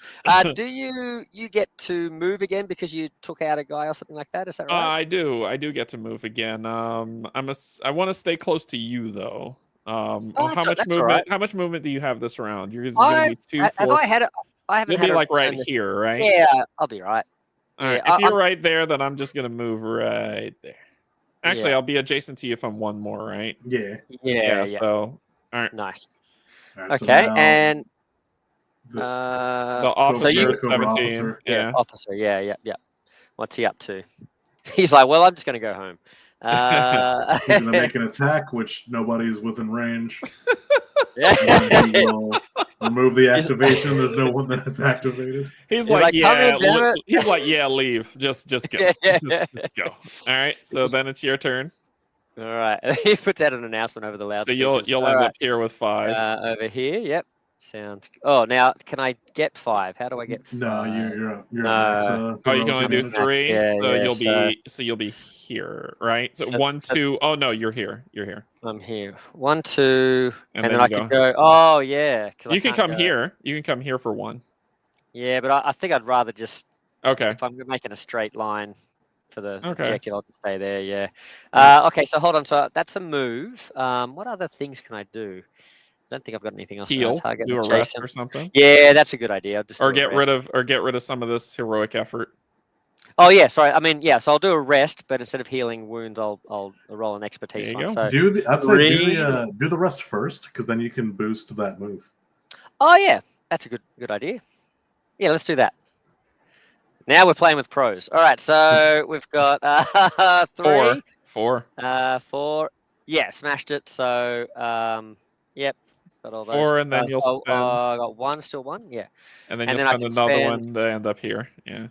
Yeah, let's do that. Yeah. Where you will heal for 2. Yes. Oh, why am I healing for 2? Is it only if? Oh, it says at the end of my turn. Yeah. So I'm not healing, but the reason I wanted to. Oh dang. The reason I wanted to get in contact with you was I wanted to give you the extra movement so you could escape, but That's okay. Yeah, it's okay. So I hear would me have to out. spend another action. Hear me out. Yeah. Was that your second action? Yeah. The second action was to move. Yeah. So because it's a Joe turn. Oh, it's a Joe turn. You have so a third you can- action. Yeah, you can move. Yeah, I've you got have 3 that third actions. action. I do have a third action. I can do it. Get out of here. So you can go 1, 2. I can't move Yeah. diagonal. You can spend a You can heroic spend the result to do heroic. it. Yeah. Oh, is that something that? Okay. Yeah. I didn't know that was a thing. I thought that was something that you all had for nimble. No. No, No, that's Scarlet something- and Snake Eyes have nimble, so we don't have to spend heroic Alright, result to so do it. that's Yeah. so that's 1, 2. Yeah. Okay. Oh yeah, 1, 2. Oh yeah. That's yeah. it. Okay. Nice. Well, we just chose not to tell you about that rule. I think this match is over. I think pretty much. Yeah. We don't, we'll It's call so it there. far gone. We did it. Nice. But so there you go, folks. That was I gave him a chance. Yeah. So on our turn, he we chose step to up stay and kill her out. Yeah. Operation John Wick is complete. We A got huge Vengeance for success. Timber.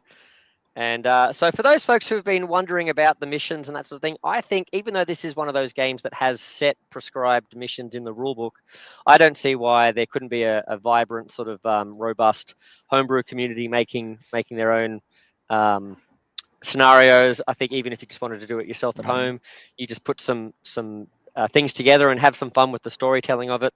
I don't see why there's any reason why you couldn't sort of do this. And you could even come up with your own way of having like a board that gets revealed, you know what I mean? Like, tiles come out and that sort of stuff. But I think it's possible sort of thing. So this was a lot of fun. So apologies for taking some creative license to OC Games and making up our own scenario here. But I think this is, I think hopefully this will be useful for folks to know if they're sort of on the fence and they think, oh, I don't really want a game that's like prescribed. Well, it doesn't necessarily have to be, sort of thing. So yeah. Anyway, so I think we should probably talk about Derek. You were mentioning that you had some feedback and that sort of stuff, and that's the name of the game here. This is what it's really valuable for the folks at home and for the OC Games to sort of hear different people's opinions and stuff. And we heard from Dave and Andrew, and Nelly and I have also given our opinion and stuff as well. So maybe we start with you, Derek, and then Nelly, you can give any more thoughts that have popped up with this playthrough as we've been going through as well. Okay. Yeah. Positives. I like how the Joes function. Each one is very seems different, right? They don't feel all the same. The I like the aggro to so that instead of the player saying, "Hey, I'm gonna have it attack this person," no, it's gonna attack based on the aggro levels that are there. Mm-hmm. I like the feel of kind of saying, okay, well, even though I have movement 2, I could spend up to 3 to move more if I need to. So there's some clutch movement. Yeah. The defense die, kind of the defense rolls, the health seems to match for the amount of damage output from enemies. So that feels good. The abilities per Joe, I like roadblock stuff. I liked a lot. He moved very slowly, but it makes sense. He's carrying that massive cannon with him. So that's pretty cool. I don't know how I feel fully yet, and I probably need to digest a little bit more. The AI on the cards in terms of our abilities, because I'm still sticking with Joe's presently. In terms of like the grenade launcher, it's super powerful. It only has 2 bullets. There's no way to reload it. So to me, it would be very situational. I just took it on this one because it was fun. But if I was going to play a serious mission, I don't know if I'd take it because, right? So one thing to add on that, although it doesn't apply here, in the normal missions, there's usually supply crates. And I didn't know that. Okay. For their demos, they didn't have rules for the supply crates. It's just like treated as cover or treated as an obstacle. But I imagine, like in the actual game, you could probably get that offsets. supply crates. Then that offsets my concern about having like a weapon that's kind of a dead weapon in my hand. That's good. So supply crates to draw either new weapons or gain ammo or something like that is a good exchange for that, which is pretty cool. This Modus, I think, was an upgraded weapon. That's like tier 3, so that's like the highest level. And you saw why, right? So it's but I mean, his starting stuff is kind of the lightweight field machine gun, which has the same hindrance as the dual shot grenade launcher, but you also have this is a melee weapon after you've launched. But Roadblock, if you're a G.I. Joe fan, is known for having that Gatling gun, the kind of unloads. So I think if there was a way to for this, I don't know. They have supply crates, but if supply crates were to find more different weapons, but on these ones, let's say it would take you an entire action to reload, like both actions to reload. Maybe that might be a little bit enticing. So it's like, all right, I'm out of bullets. I need to get ready. All right, well, I need to spend both my actions to reload.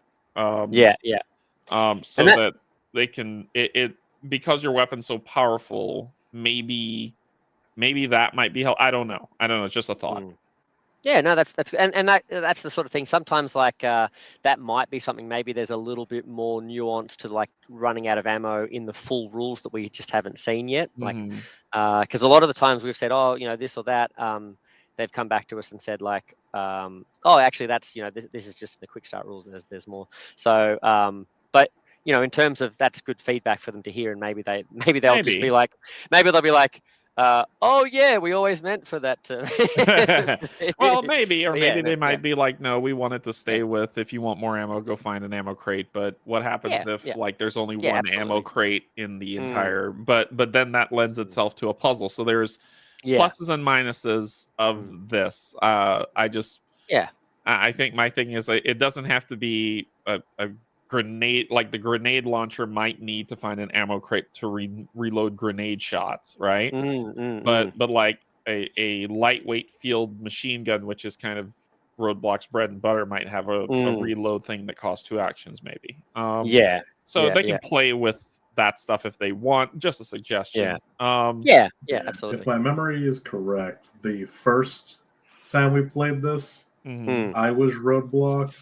And the setup I used was I had the lightweight machine gun, and then I took a generic weapon, which you didn't have to reload. I think that's part of the puzzle of like. And I think the bit of the. I think I had this combo here. And I think the bit of the machete was more along so you don't get hindered if you're next to someone, right? So So that's why I go with the maybe a not so powerful weapon has that reload capability, and then a powerful weapon like this or this does not, and you have to find an ammo crate. It'll make people think a little bit about how they want to do stuff instead of having this and then after I use 2 bullets, unless I find an ammo crate or there's nothing left, I'm stuck with this for the rest of the mission. Right. It makes sense because it'll help you work with the puzzle, but like I said, it's just a maybe. You know what I mean? Maybe. Yeah. And I think that's probably why they've. I was just going to say, I think that's kind of also why they've built in for Roadblock that, if it's a Joe turn, you get that free shot every round because they know people are going to want to use that. And I think to me, I would take a reload over that ability, to be honest. Yeah, probably. But the dice, cool. That's fun. It's very Descent. I like how simple they are. Truly, there's, if you think about it, because are there blanks on these dice at all? On the defense dice, is there? On the defense ones, but not on the others. Well, the defense makes sense because it could be that hey, you're lucky, or it's too slow. Yellow has blanks, I think, and the weaker yellow dice have blanks. Typically, it's like the red die has the highest damage capability. Damage ones, Blue has the highest star capability. Green kind of like the balance between the two, and then yellow is just kind of crap. Well, what's funny is that yellow only has 1 miss. I just flipped all 6. It only has 1 miss on it, so it's still almost no fail dice. You know what I mean? Like in terms of your rolls, and just the defense is what offsets what happens. Big. Oh, sorry. Go ahead. No. I just realized I interrupted. Keep going. Big thing. This is something that they should definitely look at. I truly am. I'm not kidding. I am colorblind to certain colors of the spectrum. This is very hard for me right here. When you put these 3 together, I cannot tell the difference. The only reason I was able to tell the difference was when you put not even that one, not even the this label. One.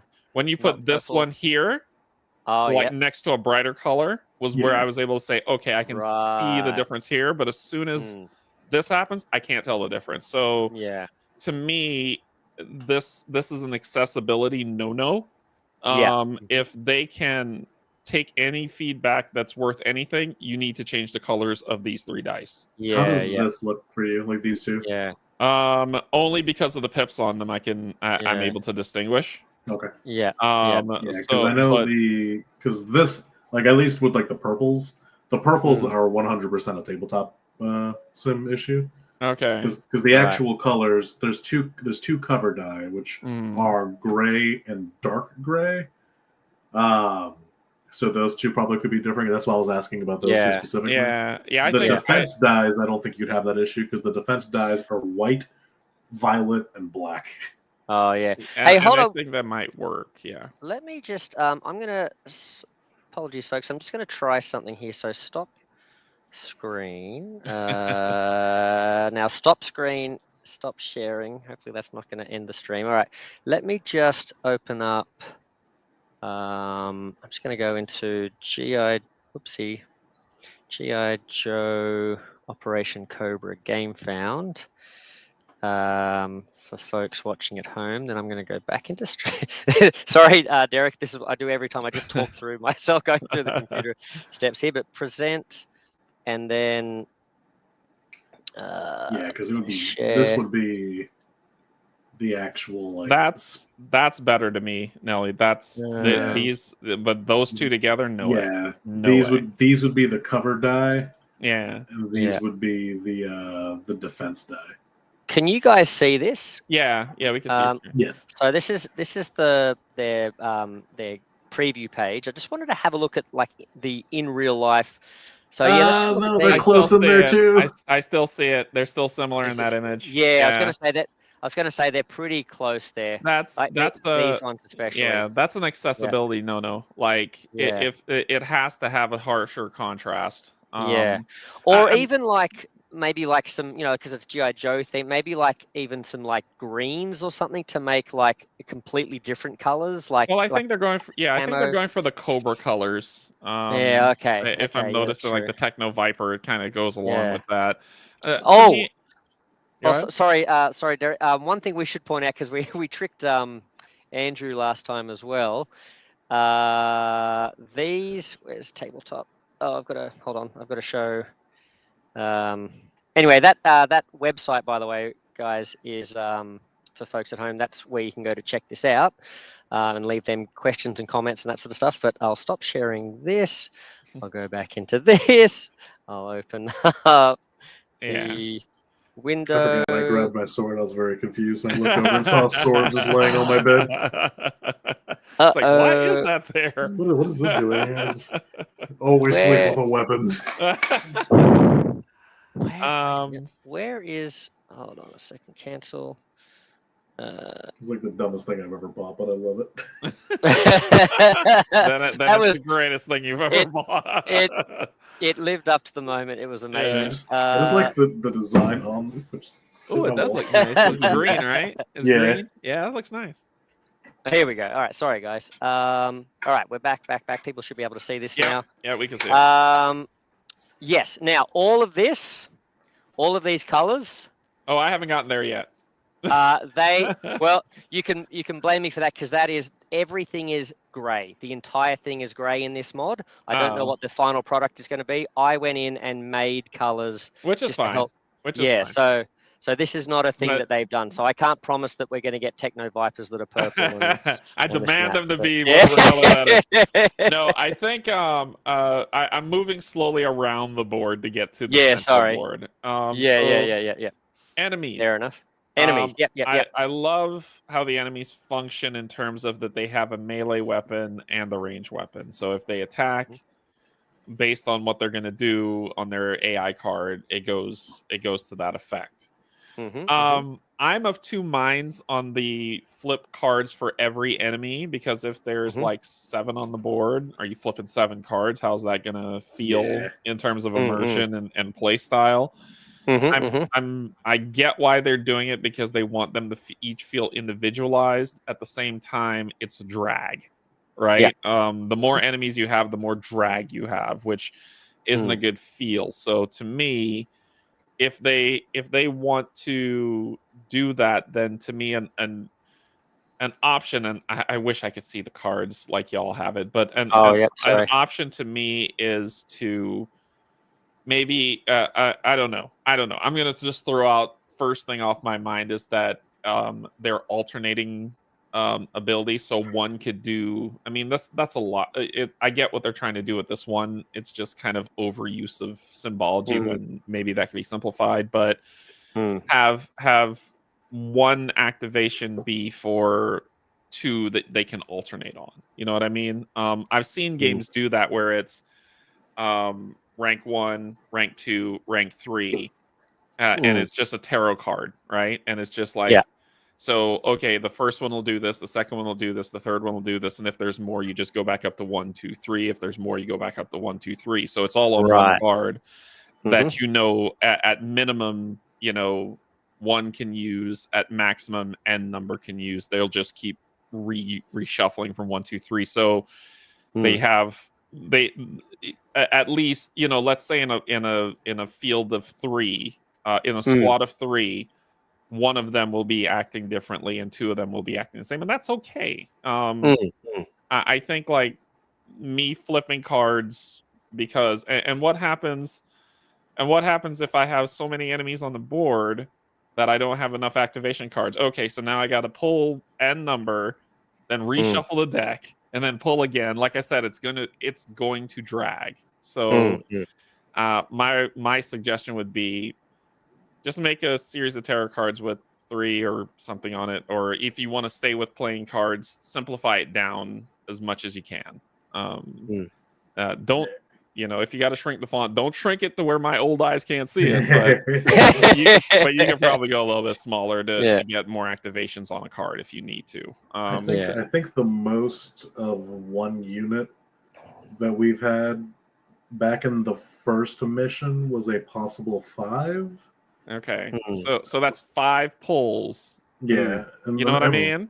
Yeah, that one. Yeah, because that one. Correct me if I'm wrong, Meeple. So the first mission, there was like 2 weak goons and 1 strong goon outside. Yeah.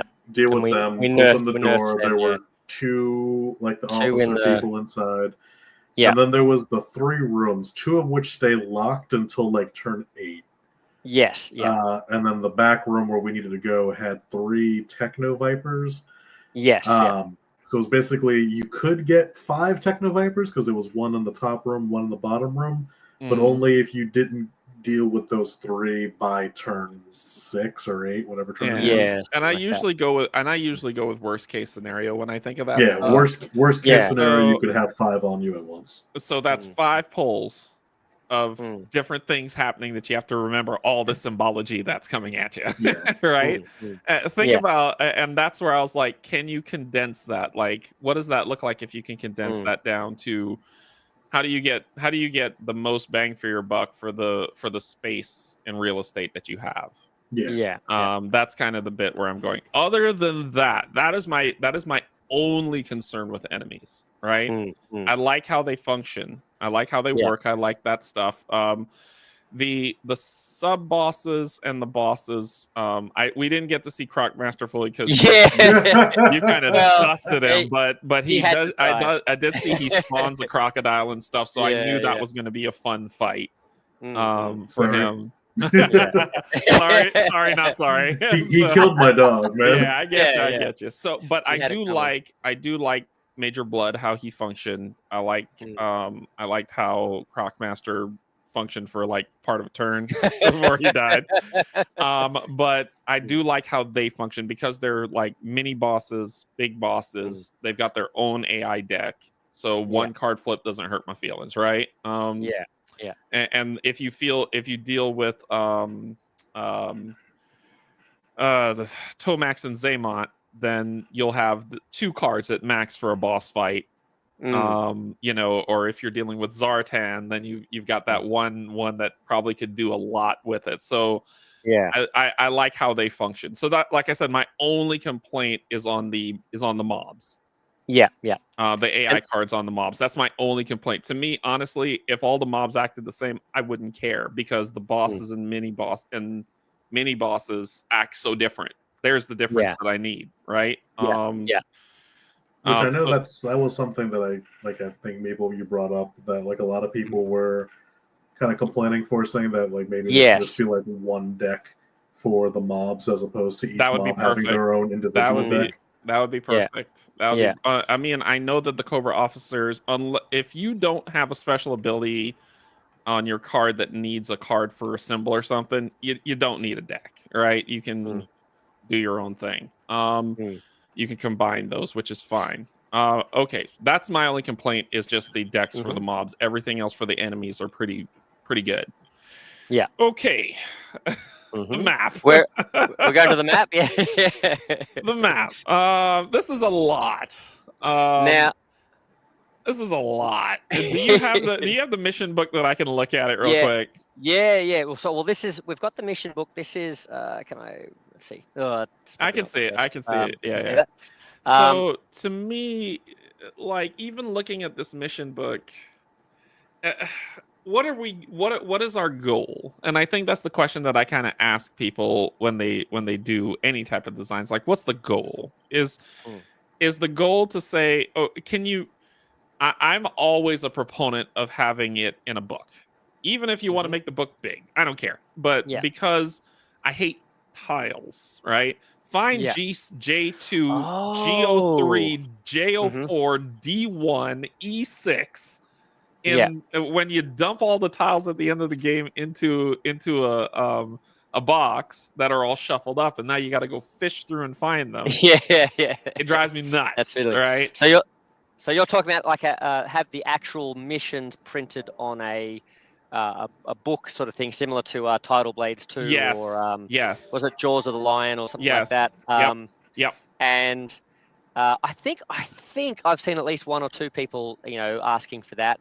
And I suppose the thing is, if you're going to go, like if the missions as standard in this game come as predefined scenarios, the map is always the same for that scenario. Yep. I guess it doesn't make a difference whether that's going to be on tiles or on a book.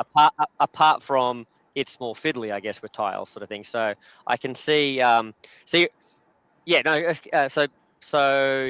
yeah, keep going with your point. And what Tidal Blades and Gloomhaven did was, okay, well, if the map is bigger than the full spread of the book, they had a supplement one that you just open up another page and you put it next to it, and that's it. Yeah. So yeah. To me, I will always pick book-based, organized games over tiles. And I mean, with a book, we're not asking you to do it on PVC paper, right? So it's probably easier to print, and you can get more to it because you can do a thicker book, right? That you can open up. So now you can expand your missions, make, it doesn't have to be a two-sided tile. It's just 2 pages in a book, and then you flip to the next page, and oh, look, new map. So you don't have to worry about that. So I will always push for that over tiles because it's easier to store. It's not a pain. It's fast. Because a lot of people have fatigue with the sheer amount of games that are out today. One of the things that they bring up is how fast is it for me to get to the table? And if I'm tile hunting, you've got a negative against you, right? But if you got the book, then I just flip to a page and play. Yeah. But once again, that's my opinion, right? I'll leave it as that. And if anybody's like, no, give me tiles all day long, then there you go. But I think there's a lot. Like, I'm looking on here and I'm seeing so much color overload. Yellow, orange, there's red, there's all, and not just the, and then on top of that, there's, well, the doors are the doors, but I mean, like, there's a lot then there that kind of threw me when I first looked at this, where I wasn't ready for it. There's this tile here. Oh, look, I got another tile that I'm going to put right here, so it's, and then I think you probably lock these as well, but but there's all these tiles that sit on top of tiles that you're like, oh, just oh my god. And admittedly, like I was like, I want to put a lot more stuff in on this board, so I went crazy and put all the tiles I could. I think I even copied and pasted tiles and made more than what they provided us with. So it could be a little bit and honestly, over the top, but still. And honestly, if they want customization, a simple app with the tile squares, let people build it and print it out, and then you've got your 2 pages of your map of a custom printed out height. Okay, yep. Right, so it's an app you don't have to maintain because all the tiles are there. Let them build what they want. It's lightweight for them to do that, and then they could just print out their own mission maps and go to town with it, right? I'm just tired of freaking tiles. They drive me nuts. I hate them so much.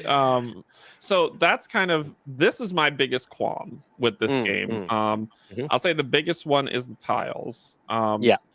The second thing is the trash mob AI deck. And then the third, like way below the third is the colors. And then the fourth, way below minor, is maybe some type of reload mechanic for the weaker weapons. That might be helpful. Would be good, because I mean, here's this tactical assault rifle that never runs out of bullets, but I got a machine gun that does. That's actually that's a good point. What? So it's just more. Why isn't there a reload mechanic for all weapons? Right. When I think about that stuff, I think about games like Terminus Frontier. Right. I don't know if y'all got a chance to try that one out yet, but Terminus Frontier, how you hit is you spend bullets. Right. So if you're like, okay, well, I'm doing a single burst shot, a single shot. You flip over. That means that you're spending a bullet. So the bullet deck is basically Gloomhaven's modifier card. Okay. And when you run out of bullets, your gun is empty, and you have to spend an action to reload. And then you reshuffle that deck, and you've reloaded your weapon. So I'm not saying that needs to happen. I'm not saying that needs to happen here, but I'm just giving an example of, even in games like that, they've put a reload mechanic in so guns feel meaningful, right? Hey, I'm fighting Major Blood. I've got 1 bullet left in my lightweight field machine gun. I'll use that. I could use that, or I could reload and then have some other options, right? Yeah. So it's just more. I think that's just. I don't know.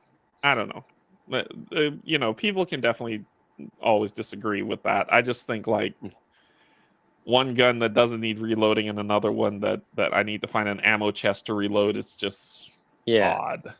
Yeah.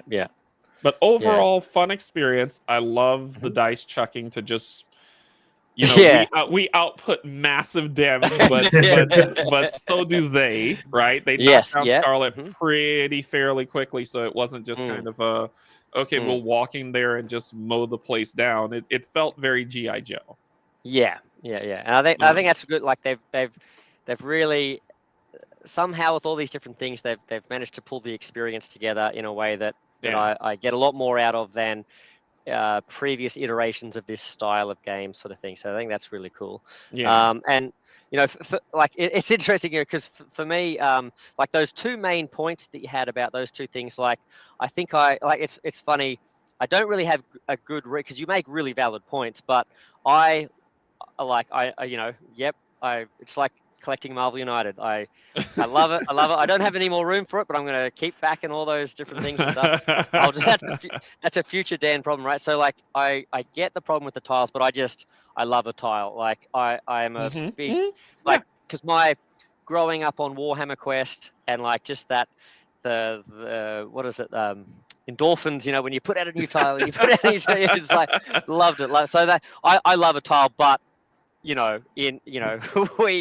are rapidly approaching running out of space time and stuff like that. So that definitely that could be a really good alternative option that OC Games can look at, sort of thing. And so folks, feel free to leave in the comments here, and especially if you guys want to drop your own thoughts as well in the comments. But if folks on OC Games website there, the GameFound thing, like let them know what you think. Like what do you think of Kanchi's idea, Derek's idea with the books and that sort of thing? That's really good.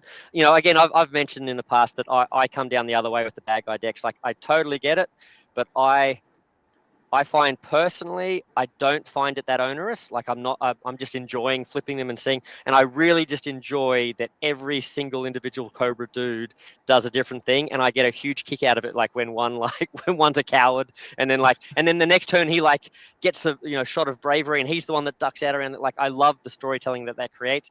And I really hope we don't miss out on that by like just making one homogenous deck for all the, but I also, I totally see that you could still get some of that flavor. Yes. But do it in a. So for me, I'm like, no, I don't want to lose any of the flavor, but I also understand, and I know that that's been a concern of folks and stuff as well. So I think it's important that OC Games hears that, and then they have to sort of weigh up what they want to do, sort of thing. But but two excellent points, and I think the like, to me, I mean, you don't have to. If you don't want to put every single trash mob doing the same exact thing, that's fine. But flipping 5 cards, come on. I think that there's a middle ground. Let me say that. I think there's a middle ground to get you that varied behavior you're looking for, as well as minimizing card flip. You could even make it a variant. You could say like standard rules are that you just flip it once for the mob, and then the mob does all the troopers in that thing do that thing or whatever, and just add a variant, like big personalities or whatever AI mode, and it's just like then if you want to, you can flip each one or something. I guess you could do that. There's a middle ground. I mean, it doesn't have to swing the full way of turning it into every mob single AI, right? But I think that there's a middle ground to minimize the amount of card flip. Like, I'm counting like in one round if there are Techno Vipers, and Cobra Troopers. And like I was telling Nelly, I always go worst case scenario of these. What's the max amount that could be out in that mission? Cool. How many cards am I flipping that round? and that's where I go with it, right? Yeah. I feel like that's something, at least for me, which I already kind of mentioned earlier, where like this usually isn't my sort of game, so it's not something that I would likely play like on my own. And I'm thinking like, and I would don't play it mind. On my own. Yeah, like I don't mind the multi-card flipping. However, that's specifically in this environment. Yes. Like playing with you guys. Yes. Like it's a lot of fun. I'm going, okay, we're safe from this guy. Shit, we still have this guy. Okay, I just die. Like there's that level of like, excitement with it. Yeah. But if I'm playing on my own, I probably won't have that exact same feeling. And then even doing this like with friends, like if we were like, this is a campaign style game, one mission leads to another. So like in an ideal world, like we're playing this with like a couple weeks to a month in between missions. But if you were to do this, let's say like a couple missions in a day, or like maybe one mission a week. Would that's probably the more realistic it would one. Grate one mission on a me. week. Like that would probably start to wear if you had to do that for each one. Because even granted, like this video is 3 hours because we talk a lot. but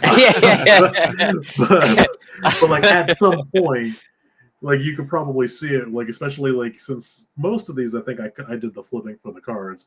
I think towards like the back end of the mission, there's less gusto in the than there is at the start of the mission. And I agree with you completely, Nelly. I think because I'm viewing this through the lens of a solo player.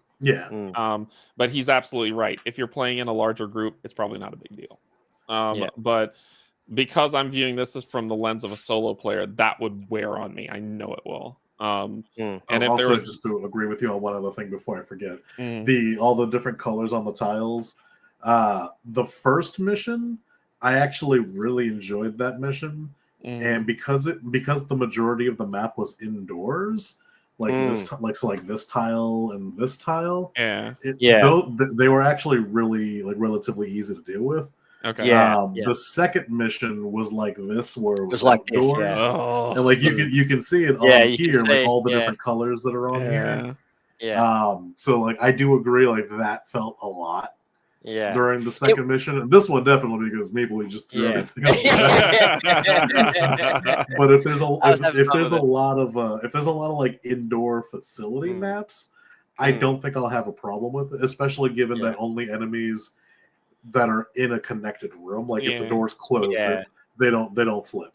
But this is G.I. Joe. They can't. They have to do snow. They have to do. So like if there's a lot of outdoor missions with like tons of different it'll colors, wear on you.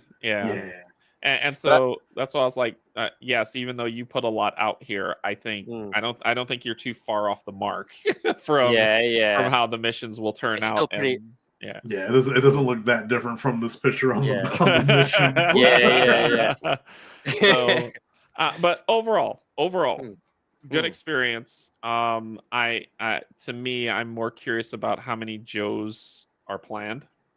Yeah, well, we know there's at least one more because there's like a freebie if you sort of follow the campaign Bazooka. So there's at least 5, but and I'm hoping since it's like a Game Found campaign, I'm hoping this is going to be one of those things. They will. Like lots of they will. They've made more. They'll just hide them behind stretch goals and which is the par for the course. I think it's just more. I'm more curious to the villains, to the Joes, and that's my curiosity, right? You get more villains, you get more Joes, you get more missions, and you got a happy set of people who will back your game. Like think about all the Vipers. Like there's so many different types of Vipers. That's going to give you So I like it. I think it will be a fun game to play. Please fix the dice. That's just an accessibility 101 thing. But other than that, I like it. It is my style of game that I would enjoy. However, I know for a fact that these cards will grate on me and I will hate this game. I'll say I won't say I hate it. I'll say it will Yeah. sit on my shelf, and I will go for another game instead of it. Yeah, you'll Because think to yourself like, oh, am I up for that? No, yeah. Because I see what it'll you be mean, here. Here's as it is today. The reason why I say that, as it is today, here's what I'm thinking. Okay, I want to play a game to the table. All right, that game has tiles, so setup's gonna take a while. And then I have to shuffle all the decks, so setup's gonna take a while. Can I play this game with 2 players only? Can I play this game true solo? If the answer is true, great, yes. If it's 2-player that you have to go with, okay, cool. If you say 4 players I have to go with, my brain starts to melt. Oh yeah. This would be tough. So I start coming with a lot of different things that come up for me, and the big thing, the big 3 that I gave you are the things that where I would look at this game and be like, oh my gosh, this game will probably be a lot of fun if I play it with somebody else. But if I have to choose it for my channel solo, it's going to be tough because of those 3 things. 1, trash mobs. I got just card after card after card. 2, the UX of the dice. For me, that's a personal thing. And 3, the tiles. I just put it in a book. Put it in a book, man. It probably is cheaper for you to do that. So put it in a book. But that's it. I'll shut up after that. That's what I think. But I love what they've got going. I want to see them succeed. I know it's going to be loved by a lot of G.I. Joe fans. Including myself, the Major Blood mechanic, which is pretty cool. The Crocmaster mechanic, which I think would have been pretty cool. The Cobra officers even are pretty cool. So you got something special here. You got something special. It's just I'd probably put out a poll for a little bit more feedback on because if the majority of people would be like, screw that Derek guy, give me tiles all day long, and I don't mind pulling 5 cards per round, then do that, right? Yep.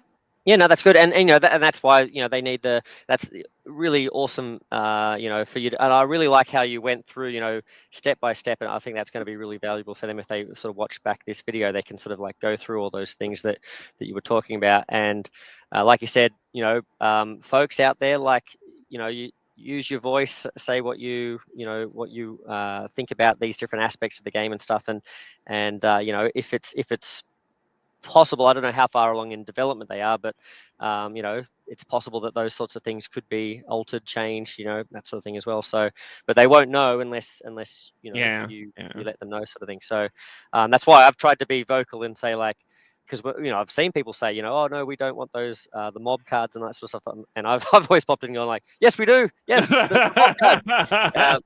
And it's the same with there's been a lot of people saying this is trash if we don't get a must use card. I don't know what it is. Everyone wants to be a dictator, but I suppose it's the current. They want what? It'll be trash if what? Everyone wants to play as Cobra. They're like, oh, I'm not going to back this if I don't get Cobra. Cobra. And they're being, to be honest, a lot of people are being a bit rude about it, but still, they are a lot. Well, yeah, a lot of folks are saying, no, I'm refusing to look at this unless they give me 1 versus many, unless they give me skirmish mode. Really? I want to play as Cobra. I want to play as Cobra. And I'm like, mate, what cartoon were you watching? But anyway, to me that sounds like expansion content, right?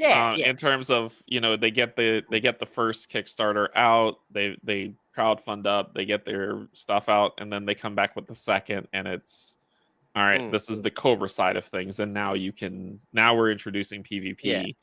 And to be fair, I'm being very hyperbolous there. There's actually lots of people being very polite about it and asking for it recently. And I think a lot of people are also reasonably. They're not saying make it only that, but add, and I think they are saying like add an expansion, give us this different content. And they have actually responded saying that it's sort of unclear whether they've said yes, it's planned for this campaign or it's planned for in the future. But they have said yes, we're looking into that. But what I've tried to say is what I don't want to see happen is all the great things that they put into this co-op mode, which is what I predominantly love. I don't like to play. I don't want to see this have to completely change how this plays to fit some sort of a one versus it doesn't have to many do that. thing. That could be future content. The big thing that people don't realize is when someone goes to crowdfunding, especially I don't know how many projects they've done before this, or if this is their first. I think project. This is number one. Yeah, number one. They won't make any money on this if this is their number one. It's just part and parcel for crowdfunding. Because they have to spend a lot of money on the moles, they have to spend a lot of money on logistics. They're figuring it all out, right? So they deliver you your game, but the best case is that they break even. Right. Then I mean, let's talk about Awakened Realms. When Awakened Realms first came out with their first game, they broke even. And then they created another game, and then they did a reprint, and which then they made revenue, and then they created another game which gave them more revenue, and then Nemesis came out, and boom, right? And I think that's how it works. It's they want to get their passion project out. They know that it's going to they hope that it will do well, and they know that best case scenarios that they break even or make a little bit of money. But once they have the molds created, once they have all that stuff that they paid for, and they do a second reprinting, money's coming in. And so then that second reprinting will also fund these other modes that people want, these ideas that they have. So crowdfunding ain't easy. So I tip my hat to them for stepping into that ring. It's a cool game. It's a cool game. So yeah. Excellent. Thank you. That's really good insight too. You know, that's sort of like that, I guess, insider into the world of crowdfunding that I'm probably not as familiar with, sort of things. So that's really useful for folks watching here. That you've given us that extra insight as well. That's really cool.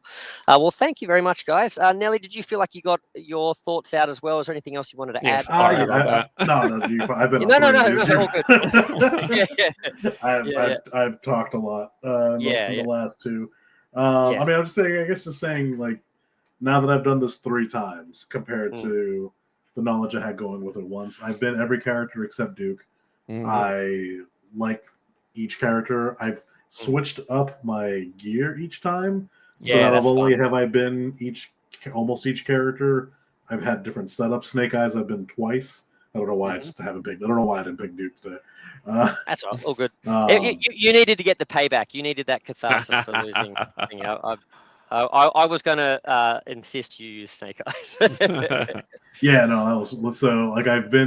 Roadblock, I've been Scarlet, and I've been Snake Eyes twice. Okay. And Snake Eyes, like the first time I did this, I had the dog, like the dog card. Yeah. So I had like an animal companion along with just like an SMG. So very much not stealth, despite being built for stealth. And so like I've liked how I felt each time, even if I took cards that were kind of like counterintuitive. Like Scarlet has an ability where she gets a free movement or a free attack after she takes somebody out with a melee weapon. But I didn't take a melee weapon. I took an explosive crossbow. Yeah. And like I didn't feel like I was being punished for that. Like she still felt fun, right? Yeah, like I still had fun. It was great just blasting people and watching them fly away, including my own ally. I love that. I love friendly fire in this game. It makes sense. So so like I really like the characters. I think I've said it each time, but I just love that it's designed like the back of the action figure. Yeah, it's my favorite thing about this. Pull from the back of it. Yeah. Villains, I agree. I agree more or less with everything you said, Kanji. Like I don't mind the multiple card for the mobs, but I can see that kind of just wearing. I can see the value of that going downhill over time. Yes. And then everything you said about the map, the outdoor maps, I agree with. There is kind of a lot there. The indoor maps, I prefer. Like the first mission probably so far this is probably my favorite mission just because of just the sheer amount of like fun and laughters we have. But in terms of like mission structure, the first mission is my favorite one. And that one is just because that's 2/3 indoors. I'll take my check, OC Games, for designing the most of them. Yeah, no. If you're gonna listen to any feedback, OC Games, if you're gonna listen to any feedback where the story has the branching paths, like if the Joes win, advance to page 5. If the Joes lose, you have to break out of prison. I want an add-on. If the dog dies, go to the last page of the book titled John Wick. And then it's just this mission here. And that's awesome. Thanks, Wen. We'll catch you. Thanks for sticking around too, Wen. It was a long video, but hopefully it was fun for you. But yeah, no, like I don't really have anything additional to say. Like, I think the guys making, like the team making this is really good and more importantly, really responsive. Good. Like one of the things we pointed out was that the first time we ran this, we had so many questions that like the rulebook did not answer. And then the second time, which like, correct me if I'm wrong, they asked you if you were interested in doing a second one, right, Meeple? Yeah, that's right. Yeah, they reached out. Yeah, they reached out to him and had like an updated rulebook with a lot of the things that we were talking about that we were confused on. Cool, very cool. So like a lot of clarifications, a lot of just updates based on the feedback from that first video. Which I personally thought was awesome. Like I love developer consumer relations. Like not talking to just like this almighty invisible wall. So just seeing that, like I feel like that is going to bring this to a good place. And I should point out, because there's been a lot of questions online about, the pedigree of this company, because they're brand new and that sort of thing, OC Games, and and they could probably sort of, I don't want to speak for them, but to alleviate some of it, they could probably be a little bit more responsive in that sense. But I don't really know business and stuff, so maybe that's not a good move to do, sort of thing. But just in sort of like reassuring people that, hey, this is why we're going to succeed. This is why we're legit and that sort of stuff. Because there's been a lot of, this can't possibly be legit and all this sort of stuff. But I do want to say that, and again, I'm not getting paid for this or anything like that. So, but you should take my word with a grain of salt, because I have been in touch with them, and they've given us this latest version of the mod and that sort of stuff. So I guess I've got a bit of bias there, but personally, just from talking to them online and that sort of thing, I get the sense that they're a legitimate company. They're just a new company. They're trying to get the best product out, and they really care about it. That's the sense personally from me. Obviously, so that's take that for what it's worth. Like that's not necessarily a guarantee that it's going to be. Everything's going to work out and that sort of thing. But I just want to sort of say that I personally feel reassured that I think this is, a company really trying to make the most of it. I don't think it's like deceitful or anything like that, or, that they're going to sort of like run off with the the cash or anything like that sort of thing. I think it's a legit project. So, so like you guys were saying, like, it's awesome that they're sort of responding with feedback and that sort of thing. So what is it? G.I. Joe salute to OC Games. Thanks guys for sharing this with us and stuff, and thank you too as well, and thanks for all the viewers watching either live with us or down the track. Thanks to Steve and Co-op Games there, and Von Tract and Wen. Do we have anyone else I missed? Andrew as well, and GL Rob as well. Thanks for everyone for joining us, and hopefully we'll be back with more gameplay down the track and that sort of thing. I want to show off some more of my G.I. Joe United stuff, I think, next time on when I do like a live, or not like a filmed sort of thing and that sort of thing as well. There's been lots of great stuff. I've just posted, I think, that Cthulhu Death May Die version of United video of that, so definitely check that out. That's awesome. And there's been a lot of great movement in the homebrew community, in the Discord and stuff, making lots of updated versions of old heroes and things like that as well. So there's lots of cool stuff. So go check out that Discord community. How about you guys? What sort of irons in the fire have you guys got going on? Derek, what's where can people find you? What are you working on? What do you want them to know about? I run this small tiny channel called Kanji Studios. No one knows about it. But no, I run Candy Studios, which is on YouTube, where I live play solo board games sometimes. I do have either Steve from Co-op Guild comes over, or I go over there and we have a game of Palooza and we stream together, or Pac-Man, who's a coworker of mine, who comes over and we play Aeon Zen from time to time. But by and large, it's a lot of solo gaming. So that's that's where I am, and that's where I kind of play. And it's you see a lot of games there. So if there's something that strikes your interest, or my voice isn't too shrill, then it might be something to check out and see what's going on. So I appreciate you having me for sure. Yeah, Meeple Monkey's been amazing. He was one of the early faces I met when I got into this, and he and I have been good friends since. So. Then I met Nelly when I got into homebrewing on the Marvel United Discord, and we've all regretted it since then. Never that. But we've made some. I've made a couple homebrews that are out there for people who are interested. I'm working on something that I'm not going to mention just yet, but these two guys know exactly what it is for the next homebrew set.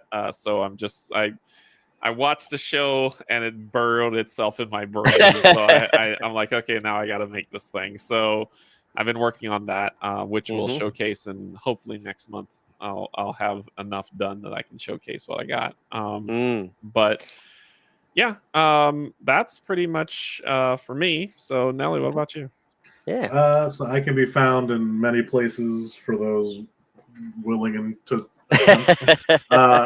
You can find me. I stream like 3-4 times a week on Twitch, Nelly Nell Gaming. I upload videos on YouTube 3 times a week. Not board game related. It's all video game stuff. The streams are always live, so you can come hang out. Meeple's been there a couple times. The YouTube videos are usually just me playing like video games, not board games. So yeah, currently playing Ace Attorney on there. Cool. I'm playing Ace Attorney. Objection. Yeah, that was my first time. I've known about them forever, but I've never actually played one until now. Okay. So that's been a lot of fun.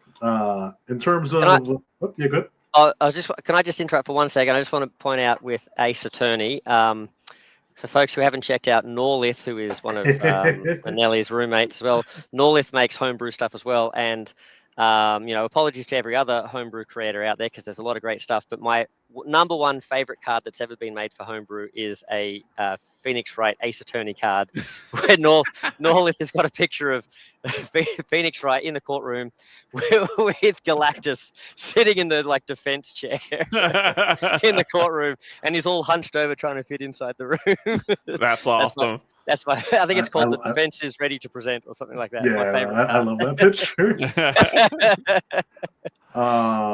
But yeah, in terms of United, you can find all of my stuff is on Tabletop Sim and the workshops. I pay attention to what any comments that come in there and chat with people on there. But then I can regularly be found over in the CMON Discord, Nelly United Corner, where I make way too many universes that are not good for my health. I think I have 7. 1, 2, 3, 4, 5. 1, 2, 3, 4, 5. So yeah, I have 7 universes: Castlevania, My Hero, Naruto, Overwatch, Pathfinder, Sentinels, and then I did a couple One Piece things a while ago. Yeah. They're all great. They're all fantastic. Yeah. I don't know about that part, but. Well, thank you very much, everyone. Thanks Nelly. Thank you, Derek, for joining us. Thank you to OC Games for sending us through the stuff. Thank you to all of us, all of you guys in the chat and stuff. And we I don't know when, because we've kind of run out of official scenarios now for this particular game. So I don't know, when or if we'll be back with this game, but I'm sure we'll be getting back together for more games and that sort of stuff. So Derek, if you're up for it, I'd love to hang out again. We've got Freedom 5 or even just some United stuff and things like that. So obviously we have to sort of juggle the international time differences and stuff, but we do our best. So we'll see you all down the trail, and thank you very much, guys. Meeple Monkey out. See ya. Take care. Bye. Bye. There we go.